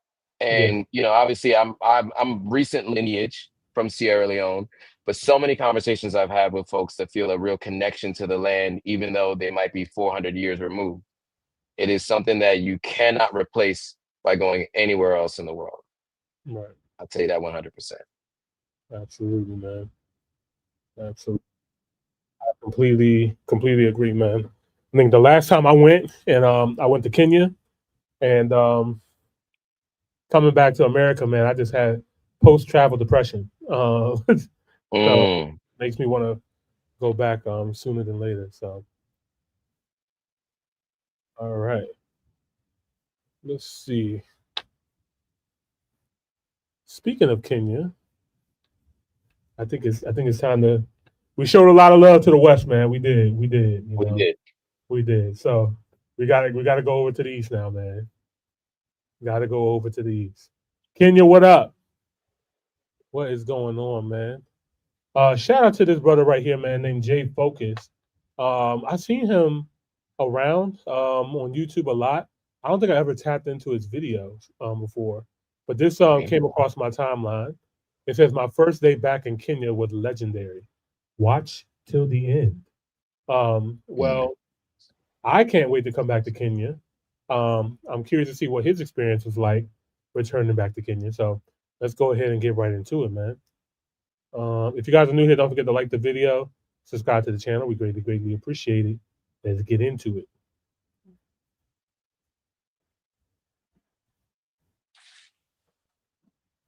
I'm officially back in Africa. I'm back in Nairobi after an 8-hour plane. It was a very comfortable plane ride, but it feels good to finally arrive and be here and to get situated, hit the ground. It is it's 11 o'clock right now, so it's kind of late, but you know, brother's gonna sleep good, and tomorrow's gonna be another day. We finna do it all. You know what I'm saying? I don't even want to put limits on it. It's just gonna be marvelous. So stay tuned. We out here. So as soon as you finish the baggage claim, you've got 2 mobile service providers. You can get a SIM card here. You've also got telecom. I've never used telecom. I've used Safaricom before, so the line's a lot longer, but I think I'll wait if it's not too long. All right, guys, it's official. I made it. I'm back in Africa. I'm settled in, at least my hotel. So I'm gonna give you guys a brief tour, show you guys what that looks like. This place is located right near the airport. It's about a 10-minute drive, and I found it on booking.com. I can put the name down below. It's called the Cozy Suites. So if I don't put the name down below, you guys know what it is. And let me open up this sliding door. So you got this, I don't know where the light is. Is this the light? I guess the light's not working. But anyway, you got this little patio here. You got a table. And I can hear something. It sounds like frogs. I don't know if you guys can hear that. But yeah, there's some frogs. You can see the swimming pool down below. It is just before 1 a.m., so I will not be swimming tonight. And what else is there to see? You got a really big sofa here. Looks comfy. Might even sleep there instead of the bed. Let me see what the bed looks like. Okay, the bed is very nice size. Perfect for me. And just the window here. All right, and we got the shower here. All right. So everything you need right here. But it'll get the job done. It's quite adequate. So hit that like button. I'm putting in work out here. I swear to y'all, I'm putting in work. Well, tomorrow, that's when the fun starts. I'm gonna be checked into my apartment. Let's go. Yeah. What's happening? I just arrived to my new apartment. I'm gonna give you guys the tour. You can see it along with me. We're gonna break it down. So when you first walk in, you see these African masks. I like that. I like the little touches. Really lets you know that you are in Africa. So wait, he stayed at a little like booking zone for one night. And then he said, I'm actually living here. He said an apartment. So I guess he said he putting up his shop right here, man. So yeah. I mean, look, and it's a lot bigger, as you can see. Yeah. This is like the Kenya effect right here, Joe. I don't know, man. Like it's once you go to Kenya, man, it just has a certain hold on you, man. Like, bro. That's what I hear. That's what I hear. Shout out to Kia Wakesho Simmons, who's helping people move to Kenya, by the way. I know someone who's helping people move to Kenya. She does trips to Kenya. So you can check her out. That company's called Traverse Culture. Yeah, it's a thing. I have friends from Sierra Leone who travel to Kenya, and that's one of their #1 destinations that they go to. So it's on my list. My cousins grew up in Nairobi, so they've been telling me forever that I need to go. I see it. I see it representing. Yeah, look, man, I ain't gonna lie. When I went to Kenya, one of the first things I noticed, man, getting off that plane, I just took a deep breath in. Just like, that is some good air. Like that air quality is crispy. You know what I mean? Like I don't know, I just started breathing differently, and then my body immediately started detoxing. Like just being in that climate, eating the food and stuff like that. Like it was a heck of an experience, man. But also, Kenya just had some really good vibes, man, as well, man. I stayed in Nairobi half the time. Then I went to Diani Beach in Mombasa for the other half, and it's just like both vibes are perfect. Like Nairobi, if you want to turn up, go to the hangout party vibes, you know what I mean, or a great metropolitan city. I think it's great for everybody. If you're single, if you in a relationship, you got family, like they got something for everybody. And then the Mombasa, Diani side is just a lot more slower, chill pace, you know what I mean, beach vibe, you know what I mean? So yeah, man. You guys already know I'm coming back. I'm coming. I mean, it's on my list of places to go, so I'll have to check it out. Yeah, you gotta let me know, man. When you come back from Kenya, don't Yeah. text me when you're there. Let me know when you come back, and you just tell me what your experience is like. Okay. I'm curious to know what you think, man. Because you travel a lot, so I'm curious to know where it will rank in your you know what I mean? My Africa travels. Okay. Yeah. I will definitely let you know. I don't know, man, but it's come up for many different reasons. And some of them I'll speak about publicly, other parts I won't. But yeah, I've heard many good things. Many good things. Yes, for sure. Tune into our Patreon episodes. It's like not behind the scenes. Anyway, let's get back to it. Especially me, because I've been gone after staying here for about a year and a half, and it feels nice to come back to that essence, that ambiance of Blackness. So we're gonna start with the kitchen, because why not? All right, so first thing, you got your microwave, that's important. You got your kettle, you got your coffee maker, some sugar, some tea, it's well stocked up.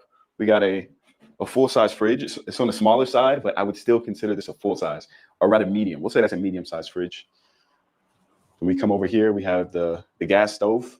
That's cool, in case there's ever any electric issues, which there probably shouldn't be in this neighborhood. We're actually in the Westlands, if you don't know. The last time I was here, I primarily stayed in Kilimani. So this time I'm switching it up. I'm going to spend more time in the Westlands. Okay, so just you got your towels and all that kind of stuff in here. There's your sheets. So we're going to keep it moving. So this is the living room, which you guys saw some of before. You got some nice plush pillows here. I like that. Looks comfortable. You have a full-length mirror. I appreciate that as well. Got a nice blue couch. Reminds me of those pictures I see of Tangier, or not Tangier, Chef Shawan in Morocco with the blue walls and the blue everything. I'm getting those type of vibes here. And we got this artwork piece here with the plant life. And I guess this is all natural.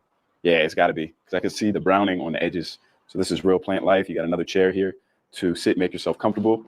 We got a lot of natural light, which is always good to have. Here we got nice air coming through. And this is a back door. I think they don't use this door. It looks like it's not in use, but we're going to open it. Yeah, they got a plant in front of the door, so I don't think it's meant to be used. Okay. Yeah, so this is a little patio area. Okay. And you can see we are right in the heart of things in Westland. You got movement on the streets. You've got sun. What else do you want? What more can you ask for out here? Okay, we're going to bring it back indoors. I will say, for Westland, this is not as like modern as I'm normally used to seeing it. This seems like a more like traditional job. I'm assuming. I'm really curious, and I hope he does say how much this apartment costs per month. Me too. I'm sure he probably got this joint for a steal. And I mean, location, right? I mean, Westlands that's like the heart of everything. Like you can get to pretty much everything from Westlands. So that's a good location. So if he can get it for a good price, I ain't mad at it. That was good. I sent, by the way, Imani, I sent you a message on your text. I got you. Sorry. Yeah. So because we are in the heart of everything, you have a little bit of noise from the road, at least now. But I want to have that window open, get some fresh air in here, and then in the evening, if it's too loud, I can always close it. We got lots and lots of plants here, which is good. You got that life. You got your TV Plant here. life in there. Mm-hmm. Hakuna Matata. What a wonderful phrase. We got that. Okay, now we're getting to the nitty gritty. Yeah, people might not know that yes. the Lion King so is we got the bedroom. A lot of like Swahili, right? Yeah. So Simba's the name that people use there. Hakuna Matata is a real phrase. You are right. It is like a real thing. You hear people say Hakuna Matata in Kenya. You hear people say it in Nairobi. I mean, not Nairobi. In Tanzania as well. Mm-hmm. When I was in Tanzania, I heard people saying it because it's a Swahili phrase, right? Right. And so you just don't know it until you're there, because obviously, how would you? But yeah, I mean, Disney really did go out and picked up some Swahili phrases and used that in that movie. Yeah, that's real. Like I just started looking at some of the phrases. Like Simba actually means lion in Swahili. Rafiki means friend. you know, Hakuna Matata actually, like you said, is a real phrase out there and stuff like that. So yeah, so it's crazy. Like, you know, Lion King was always my favorite movie as a child. And, you know, Okay. and then for me to learn that my name is actually a Swahili name too, is like, that's kind of, it's just funny.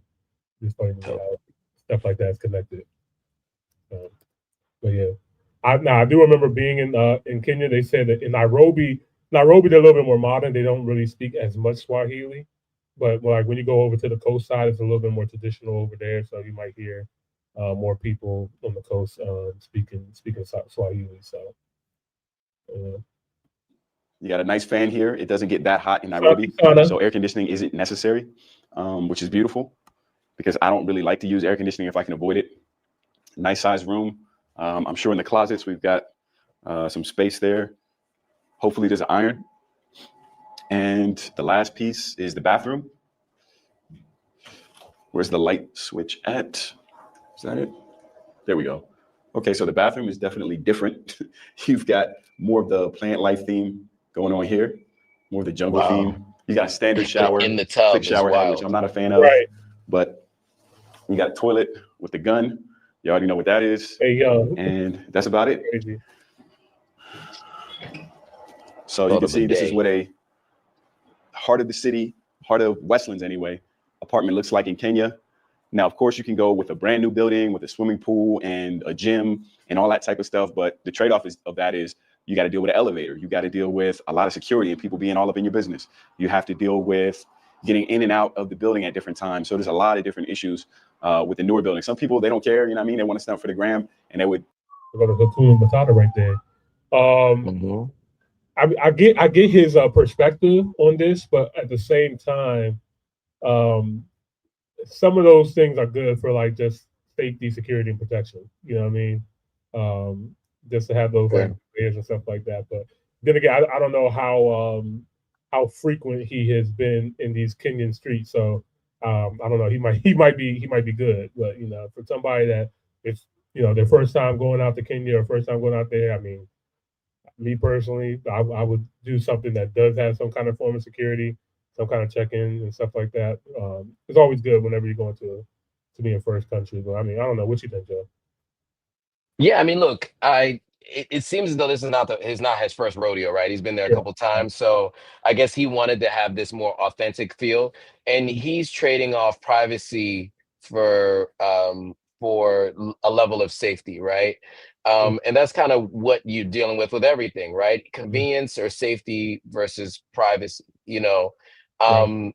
You know, look, if you're a single woman, I would recommend going to one of those bigger buildings with security, et cetera, especially in any city. It doesn't matter what city we're talking about. We're not just talking about cities around the continent of Africa. We're talking about cities in general, right? If you're a single woman. If you're a guy too, and this is a new place for you, it always makes sense to go to a place that is has a lot more security in a brand new city. You go to a place a few times, you get used to it, then maybe you want to do something like this. Now, he did mention privacy, and privacy came up first. And so that seems to be what he's prioritizing. When people go to the continent, they tend to have a lot of fun. You know, I don't know his particular circumstance, whether he's single, if he's in a relationship or whatever. But from what I understand, the ladies of Nairobi, if that's what he's into, are accommodating, and he may be thinking he doesn't want people in his business in a larger building, you know, when he's out, you know, out and about meeting women or whatever. So, you know, I think that's based on his preference. You know, I think for like I said, for a first time trip, I recommend to you all watching to stay, you know, in a more modern building, and you know, one that has security, just until you go back again and you get a chance to get a feel for the city. Before you do something like this, is a little bit more secluded, and you know, kind of, you know, out the way. So well, it looks like it's in town, but it's secluded, right? So yeah, that's my thoughts. Yeah, for sure, Ski, for sure, all that.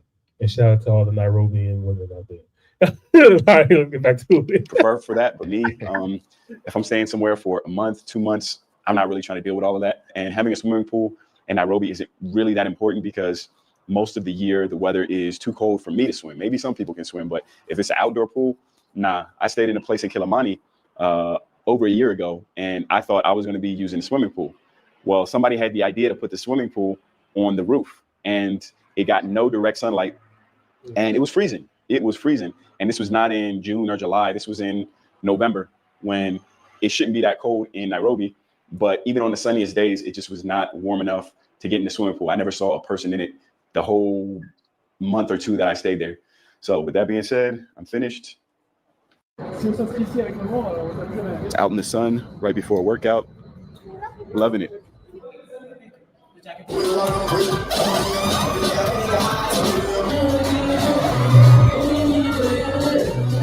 Greetings, everybody. It is morning. I'll be honest, y'all. Nairobi nightlife is something different, man. Something different.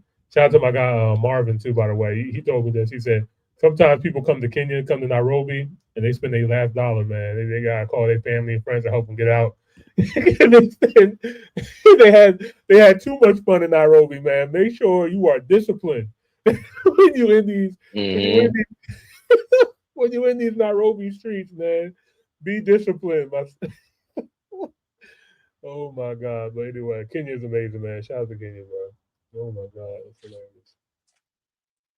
hilarious. And I'm just getting ready to get on the plane to Mombasa. It's a very short flight. I think it's like 45 minutes, hour maximum. We're at the domestic terminal. This is Terminal 2. This is my first time flying out of this one. It's very straightforward. Not a lot of long lines, not a lot of flights. I think only the very small aircraft fly out of here. So really, as long as you're here, I think about 40 minutes before your flight, you'll be good to go. They have a coffee shop here, a little cafe, if you need some caffeine to get your day started. And also they have a Java House or Cafe Java, I forget which one. I think it's Java House. And you can access that from the parking lot straight out before you even enter the terminal. Doesn't seem very packed. It's an early Saturday morning. I'm looking forward to getting back to Mombasa and just enjoying the sun, a little bit of waves, and just seeing how the day goes. Yo, what's happening, everybody? Just pulled up to the new apartment here in Mombasa. I want to show you what that looks like real quick. We got a nice tour for y'all. So when you first walk in, you've got this nice corridor. The first thing here, you've got a bedroom, you got a television, and this one. And it also has a bathroom en suite there. And we get a nice breeze coming through. Then you've got this other bathroom here with a shower, so everybody has their space. Then over here, we got the second bedroom, and this one is spacious as well. You got 2 beds over here. And I'm gonna show you guys the rest of the place. Okay, so it's getting briter over here. Let's see what the kitchen is looking like. The apartments get progressively bigger. All right. So we got every place that he goes, right? Yeah, the apartment definitely looks like it gets bigger each time, man. Shout out to J Focus, man. Not the nitpick, man. It just seems like he's really focused on like giving us apartment tours of his function out here. I want to go outside, bro. Take me outside, man. What's going on out here? Yeah, you got a real short clip of the nightlife. Right. I was like, nah, I need right.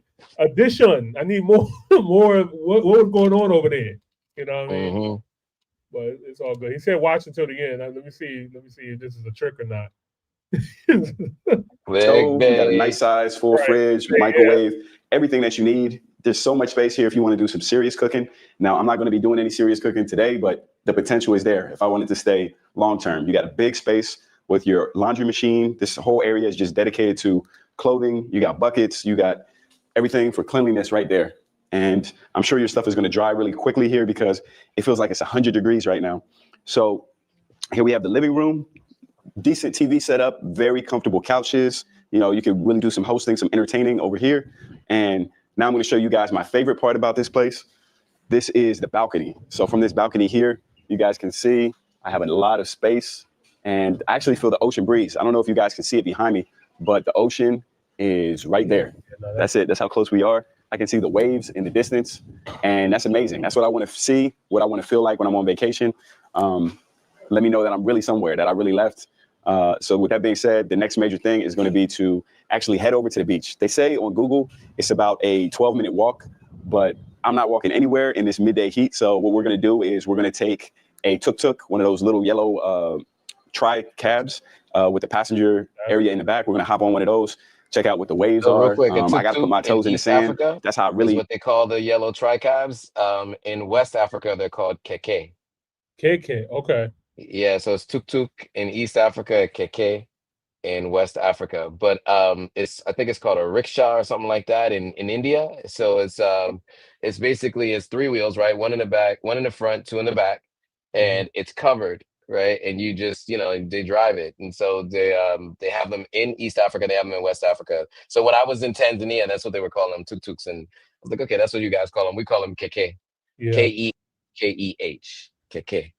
Gotcha. They also got some cool buses out there too, man, where they have like a lot of cultural icons or music icons on their buses and stuff like that. It's really, really I cool. heard about that. Yeah, man. Matatu, I think is what it's called. But yeah. Relax. You know what I'm saying? That's when I know that I really went somewhere. When I feel that water on me, I'm gonna chill out there, maybe sip a little cocktail, pop a fresh coconut, and just be zen and let that stress melt away. So we got all that coming up for you. What's happening? You can probably imagine this is one of the sweatiest days of my life. The heat here is, I can't even explain it to y'all. It's just something else, man. And this isn't even the hottest month. I think the hottest month is like December, January. So it's actually cooling down, if you can believe that. I'm gonna show you guys the coastline here in a second. This place we're at now is called Karchoma, and it is famous for the food here. They've got a swimming pool. But what I'm trying to see is some beach chairs. I'm trying to relax, trying to put my feet up. That's all I'm on right now. The views, man, wait till y'all see this view. Been waiting to see the ocean for a minute. This is the Indian Ocean, not the Pacific, not the Atlantic. So you got all kind of cuts of meats. They got the aso buco. What y'all know about that? The aso buco. Got the ribs.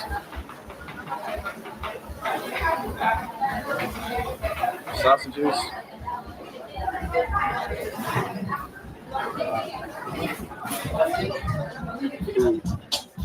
I've never seen that before. The Rocky Jones, okay. This is live, okay.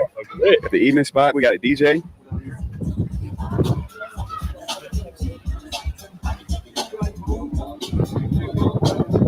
Oh, that breeze is it's majestic right now, man. I'm telling you, I needed it. I needed it in a major way. And there's not so many people on this site. My guys got the camel. I got my drink here. It's fresh, no sugar. We got banana, we got orange, and what's the other one they put in? Banana, orange, and apple juice. That's right. I guess apples are in season right now because I feel like I see apple all over the place. Not that I'm complaining. I mess with Apple. I'm not talking about laptops.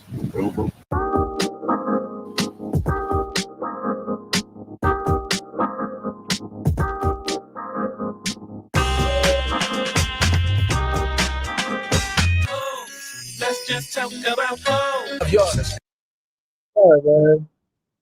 Good. Shout out to J Focus, man. I wish I could have seen a little bit more of what actually is going on out here, but yeah, it's probably like in some other videos. But yeah, but shout out to him, man. Like he's he's living his best life, man. Shout out to Kenya, by the way, too. Subscribe to his channel, man. All right. Joe, I know you mentioned we probably gonna have to wrap. Let me see. I might stay on and do one more, but I understand if you gotta dip out, man. I completely understand. Yeah, I can do probably one more. Y'all know the jobs. Gotta get back to work tomorrow. Bro, no, I feel you, man. Same here, bro. I'm dreading it myself. I'm like, and I got an hour and a half drive back to drive back to my home, man. Yeah, bro. Yeah, man. I be putting in these hours, man. Top Hill, I love y'all. Yeah, y'all gotta know. This is what we do for you guys. Right. You know, like I'm traveling this week, and it's a short week. And so it's gonna be really busy. But I definitely wanted to do this because I didn't want to try to do this from somewhere else. My internet connectivity is a little bit better here. Right. When I'm elsewhere, it's a little bit more challenging. So, but yeah, let's do one more, and then I'll definitely give my thoughts on it. Okay. All right. So I think it's only right. We got to go down south, man. We was at the west. We went to the east real quick. We got to go down south, man. South Africa, what's going on? What's popping? I see y'all. I know it's been a little bit of a minute. Trust me, we still love y'all. We still here. You know what I mean? Shout out to my brother Steiger, man. All right. Let's get into it. This is from another new creator. It's called Going Farther Together. And the title is Cost of Living as Americans in Johannesburg, South Africa. Joe That's an Pearl. amazing, by the way. Sorry. You said it's amazing what? Name. Go Johannesburg? farther together. Oh, go farther. You guys know the African proverb, right? If you want to go fast, go alone. If you want to go far, go together. See, so that's why they named it that. That's a dope name. It speaks to that African proverb that I say it all the time. So. That's fire. That's fire, man. I'm glad you taught me something, man. Yeah. So let's get into it. Let's get into it, man. If you guys are new here, don't forget to like the video, subscribe to the channel. Let's get into it. We've been living in South Africa for 3 months as expats from New York, and now we're in Johannesburg. And this week, we're taking you to the grocery store and around the city to show you exactly what an eventful day costs us here. Let's get it. All right, so today we are going to go grocery shopping. We're at Rosebank Mall. There is a grocery store called Woolworths. We've been there a couple of times, and it is amazing. Now, I heard about Woolworths. Woolworths is like our Whole Foods. Like, they're super, super expensive. Yeah. But yeah. So many great organic products. It's like if Trader Joe's and Whole Foods had a baby. We're going to take you along with us. When you are here and you are trying to save some money, this is where you're going to want to go.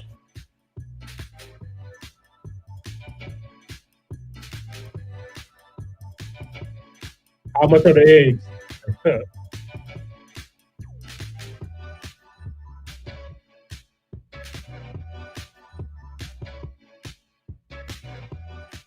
So one thing we always rack up on when we come to Woolworths are the vegetables, and they're super easy because they come in the packages already washed. So it's just 1, 2, 3.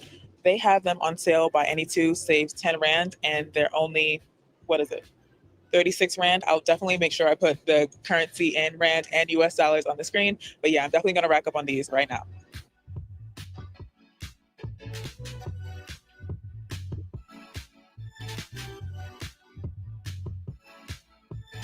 We just picked up some green peppers. We use them for pretty much everything. With our breakfast, we kind of do like a little breakfast scramble with eggs, mushrooms, green peppers. And then we also use it in our dinner meals as well too.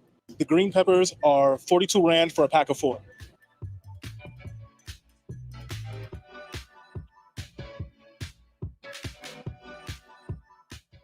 I'm going to pick up some bananas. I see them right in front of me. They're 37.99 Rand, and I like to freeze them because they go in my smoothies every morning.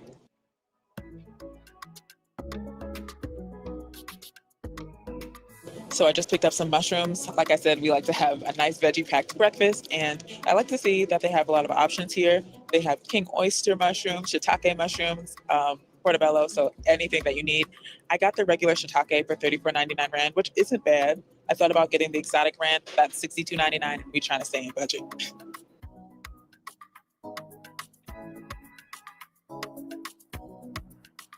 Just saw they had some okra, so I'm going to pick that up as well. That's going to go great with dinner.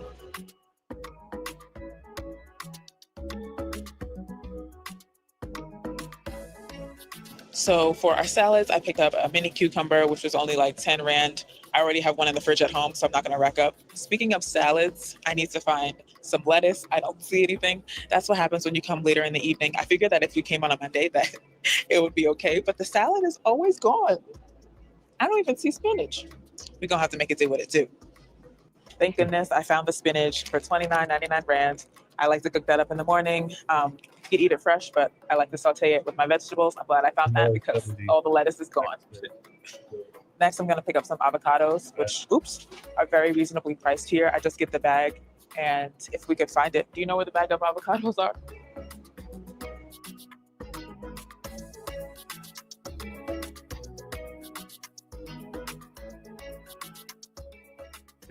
I know the price of eggs in the States is going crazy right now, but here in Johannesburg, you can get 18 pack of eggs for 110 Rand. Unbeatable value. I'm gonna be honest, that's actually the same price, like around here. Like if you're not going to like some too crazy expensive, I just got a carton of 18 eggs for around $6 at like Costco, BJ's. So I know Woolworth is like very, very expensive. Like it's pretty much American prices in there. But but the quality of the food though is unmatched. You know what I mean? So it's like, yeah, you're spending a lot of money, but the quality, yeah, it's just unmatched. Like none, like a lot of this stuff doesn't have like some of the preservatives and the BS and stuff like that. GMOs. Yeah, man. Like I would gladly pay that price if I know like I'm getting value from it. You know what I Yeah, mean? 100%. Compared to like paying that amount of money here and still like killing myself. You know what I mean? Word. So, Yes. Yes.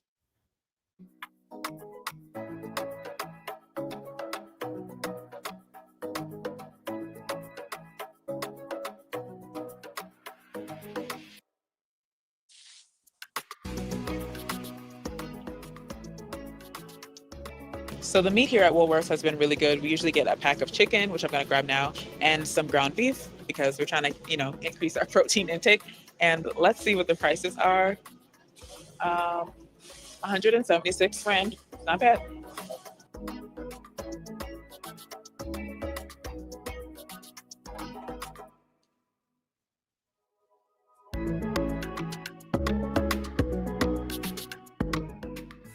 So let me tell you that I'm Jamaican without saying that I'm Jamaican. Gotta have some tea.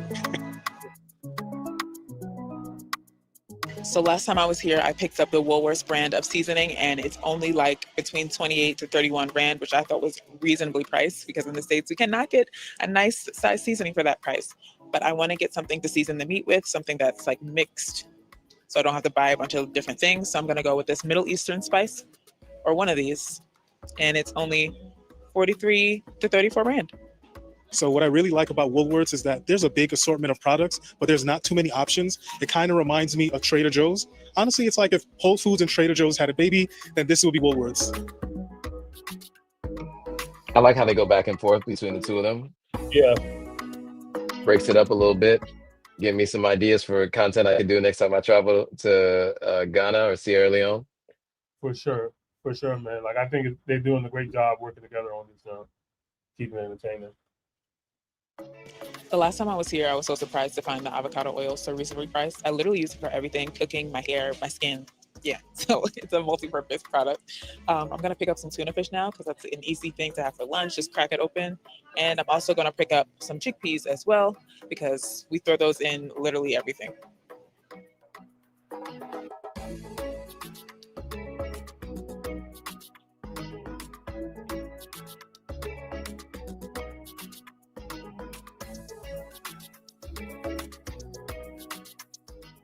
So although the water in South Africa is generally safe to drink and you can brush your teeth with it, we're a little bougie and we get bottled water anyhow. And here at Woolworths, it's 29 rand for each one.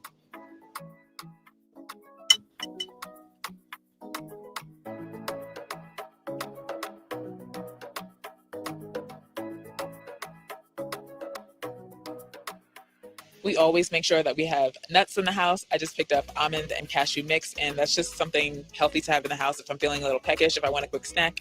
And compared to nuts in the States, I would say that 54 rand is pretty reasonable.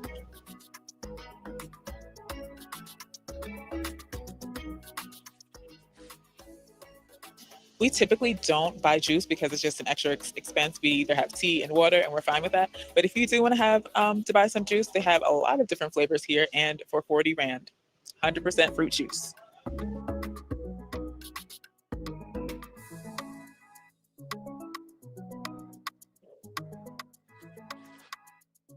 So finding laundry pods abroad has been a struggle, and I'm surprised to see them here at Woolworths for $9. You get about 20, and I think that's pretty reasonable. They're just so much easier to travel with. You don't have to worry about things spilling in your bag, especially for something that's earth-friendly and all natural. I'm gonna pick it up.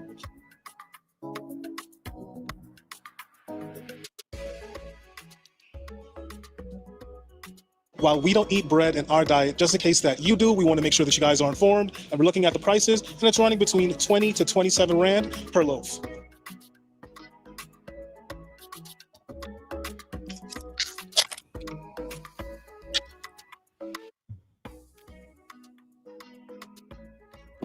So we picked up a lot of stuff. These groceries should last us the week.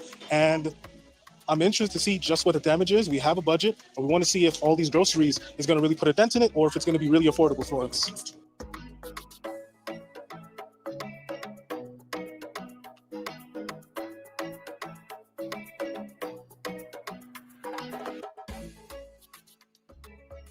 So for groceries for the week, we spent 15.59 Rand, which is about $84, which I cannot beat that. In the States, we paid about like $120 or something every week Not bad just for some groceries. at all. So I'm very happy For with 2 that. people, that's not bad at all.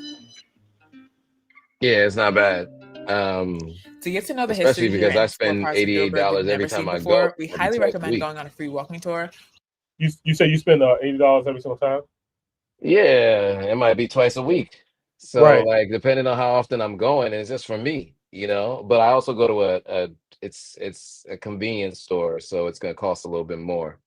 But yeah, I spend more than that. Not in Sierra Leone, I don't spend that kind of money, or in Ghana.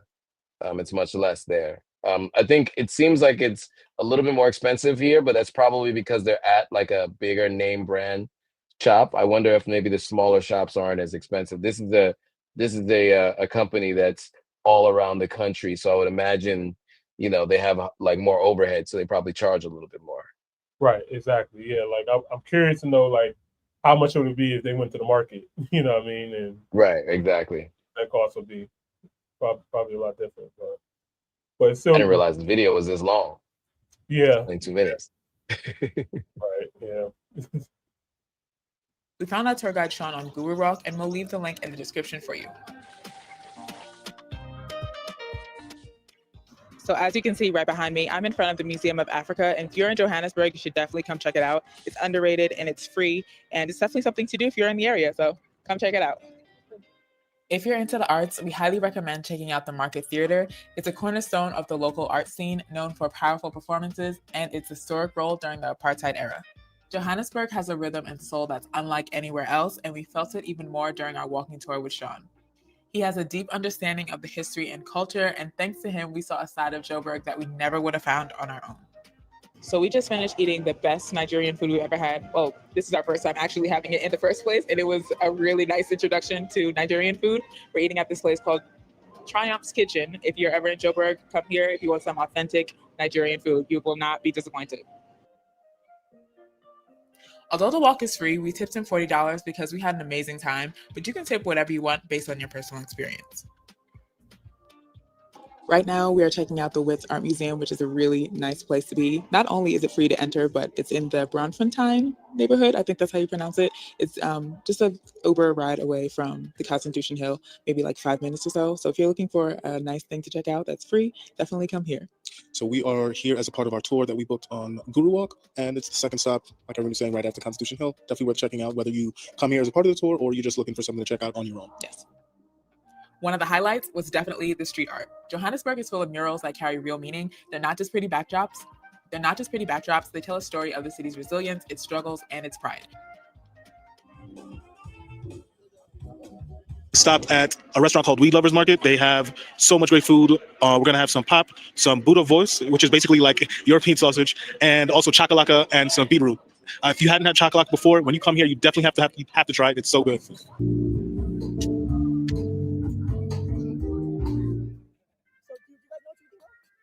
This one over here is called pap. This is basically mealie meal, which is corn, and it's grinded until it's fine and it's white. Then they boil it. So pap is called different names in different parts of Africa because it's made differently. In Nigeria, they call it semolina. They cook it all night. This one is cooked in like 20, 25 minutes. This one is called stave pap. This one is called sishebo. Sishebo is basically a tomato paste mix. This is boerewors. Wors for short, but boerewors as in Buddha's sausage. Yeah, they have competitions with it, and they like making it with a lot of fatty animals, springbok, animals like that. Animals you can think of stuffed in there. This is the famous chakalaka. It's a bean salad mixed with carrots. I love chocolate. And this is the beetroot. All right. Beetroot? So normally when you eat this, take a piece of the pap. So the pap is tasteless because there's so many spices around here. It balances them out. So you take a bit of the pap with some gravy on top of it. There we go. Your meat. It's like a little sandwich. Chakalaka. And beans. And normally Africans eat with their hands. But you can eat it. And what they would do is they would split the pap and make it a sort of a ball in their hand. Then they will take the shebo and all the beans. Then some of them do it in reverse. They eat the meat first and then they balance with the pap and everything. If anything, hands is Best way. It's like fufu. It's my first bite.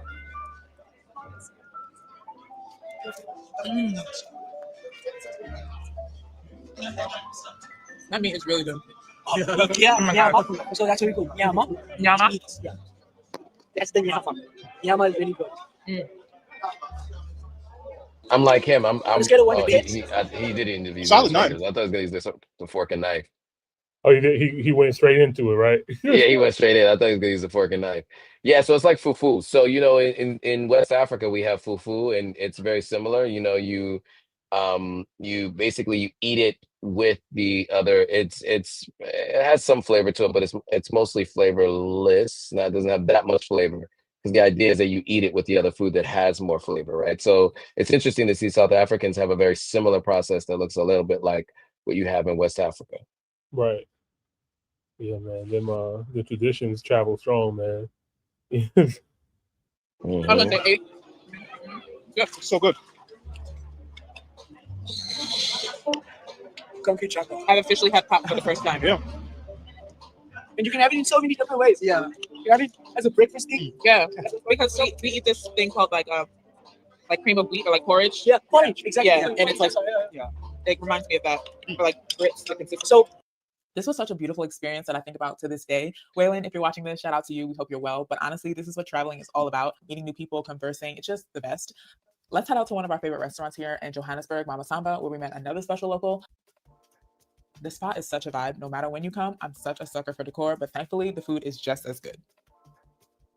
Good morning. So today we are at Rosebank Mall, and we walked by this really great looking restaurant called Mama Samba. They had a really, really great looking menu, lots of sushi, lots of different bowls. So we're hungry and we are going to get a bite to eat. And if you're wondering why we're thinking about sushi, I ain't gonna lie, y'all. Like whenever you see a diasporan in Africa, look at the smile on his face. You can't even lie. You can't even hide Oh it. yeah. That's black man joy right there. You know what I mean? That's peace. That's like that's like I am good. I'm happy. I'm well fed. The sun is hitting me good. The people are nice. Like it's a vibe, man. So 100%. I agree with you 100% for sure. yeah. eat in the morning. It's actually the afternoon. It's noon. We're getting ready to eat our lunch here, and I literally cannot wait.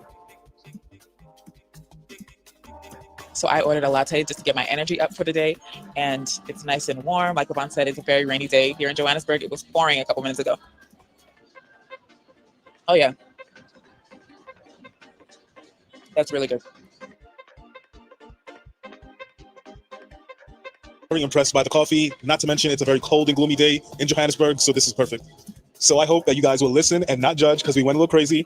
Well, not too crazy, but we ordered quite a couple things that we wanted to try from here. I got a fried chicken bowl, we got some bao buns, and we got some sushi. It looks incredible. We're going to put that on screen for you right now, and we cannot wait to dig in. So we also ordered a lamb empanada. It looks really good. Get into it. Ooh. I'm gonna dip it in this sauce that they gave us. Messy. Mm. Mm-hmm. It has a nice crisp on the outside. It's like flaky as well. There's this herbal taste that I'm getting. I don't know if it's mint or cilantro, but it's taking the flavors up a notch. And the meat is very juicy and tender. Now I'm about to get into the fried chicken bao bun. Levon was nice enough to save for me. Mm. There's like this sweet mayo sauce on it or something. Delicious. So I'm going to try the crispy. I ain't gonna lie. I like a good travel foodie channel. I'm not going to. Yeah. I mean, it makes you feel like you're right there with them. I realized, I mean, it takes a lot of work to do this. Yeah. Guys, those who are watching, because I used to do vlogs from restaurants. You get vlog fatigue, man, like doing these vlogs all the time. But it's really important because you guys get a chance to see what it's like from within it's like you're there sitting with them. Exactly. And so this tells me I got to start doing more vlogs again. This is what I'm seeing, you know? And it's a lot of work, but also I think you're probably similar to me. Like when I did my vlogs, I was just, it was a lot, man. Like I would try to overthink it or overdo it, you know what I mean? And I know that sometimes that some of the most simplest vlogs are the ones that do the absolute best. You know what I mean? So. Agreed. Yeah, for sure. Chicken bao buns.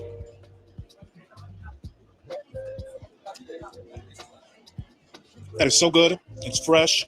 Has a nice like pop of flavor from the mango or pineapple that's on here with a very creamy sauce. The chicken is fried really well. Generous portion of fried chicken. So far, so good. Now let's see if the crispy pork belly bao bun is as good as the fried chicken one.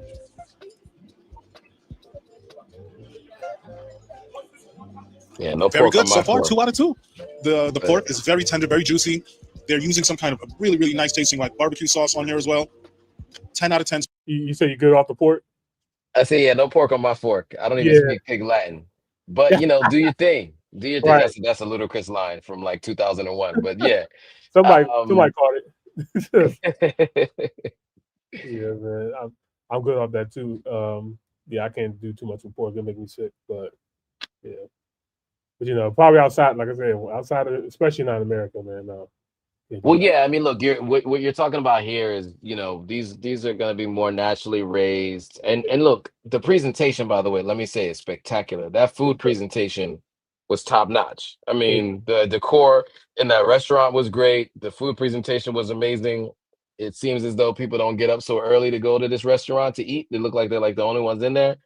But yeah, I can imagine that food, you know, it tastes good if, you know, that's what you're eating.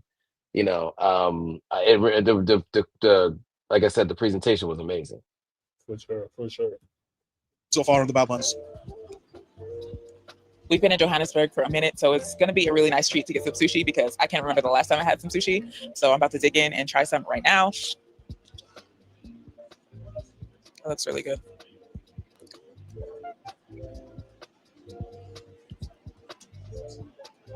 Mm. Mm-hmm. I'll put the name of whatever we got on the screen. It's delicious. Didn't even use soy sauce. Hey, you guys, this is our server, Jabu. He was great. He made sure that we had a good seat. He made sure that our food was great and arrives on time and everything. So if you come here. I like me. Yes. Here. It's Jabu, Mama Samba, Rose Bank. Come and share the meal with us. Yes, you have a great time. So overall, Mamba Samba was a really good experience. If you are in the Rosebank area and you want something good to eat, we highly recommend coming here. And for all the food that we got, it was about $48 US. So not bad, especially for getting 2 types of sushi rolls and bao buns and all this stuff. So for sure, man. Yeah, yeah. Oh, so they do a weekly vlog. Well done. That was a really good vlog. They know what they're doing. I like how they work together too. Absolutely. Well, look, shout out to King Joseph in the building, subscriber of my channel, showed up from California. But yeah, I definitely like this vlog, and I'm glad that I was able to join the stream. Yeah. I got to power down in a moment here. I'm running my battery is running low. But yeah, but I'm glad I was able to do this. I would love to do it again, especially, you know, with the larger group, you know, whenever, if you'll have me on again, I'd love to come back. Absolutely, man. It was a pleasure having you on. Sorry, guys, my camera died on me, so I had to do this this horrible camera on my laptop, as you can see the contrast. But yeah, man, Joe, it was a pleasure to have you on, man. We had this was a really great stream, W stream for sure. And yeah, we got to have you back on when I have my co-host back, Carmen, and we can dive into some more topics and stuff like that for sure, man. And then we got to come out and join you, man. When you go out to Sierra Leone, man, we need to go out there too, man. Oh yes, yeah. We're trying to get on the continent, man. We're not just trying to be at home all day long. We're trying to go and touch the people. You know what I mean? So. Well, whenever you make that plan to travel, I will likely be there because I'm there. I'm going to be there at least 3 times a year. We're working on 4 times a year next year. So I'll be in Ghana and Sierra Leone in December. I'm in Sierra Leone for most of December, and then Ghana for the last half of it or the last part of it. So, you know, if that's this year or sometime next year, we got to make it happen because I'm there. For sure, man. For sure. Well, guys, thank you guys so much for tuning in to another Top Hill Live, man. We really appreciate it, and shout out to all the people on Joe's side as well too, man. This is a lot of fun, man. We definitely gotta do this again, man. So shout out to everybody that pulled up, and yeah, man. I go by the name of Mr. Top Hill Live, aka Imani Raw. Shout out to the official Carmen, and we'll catch you guys next week. We out. Peace.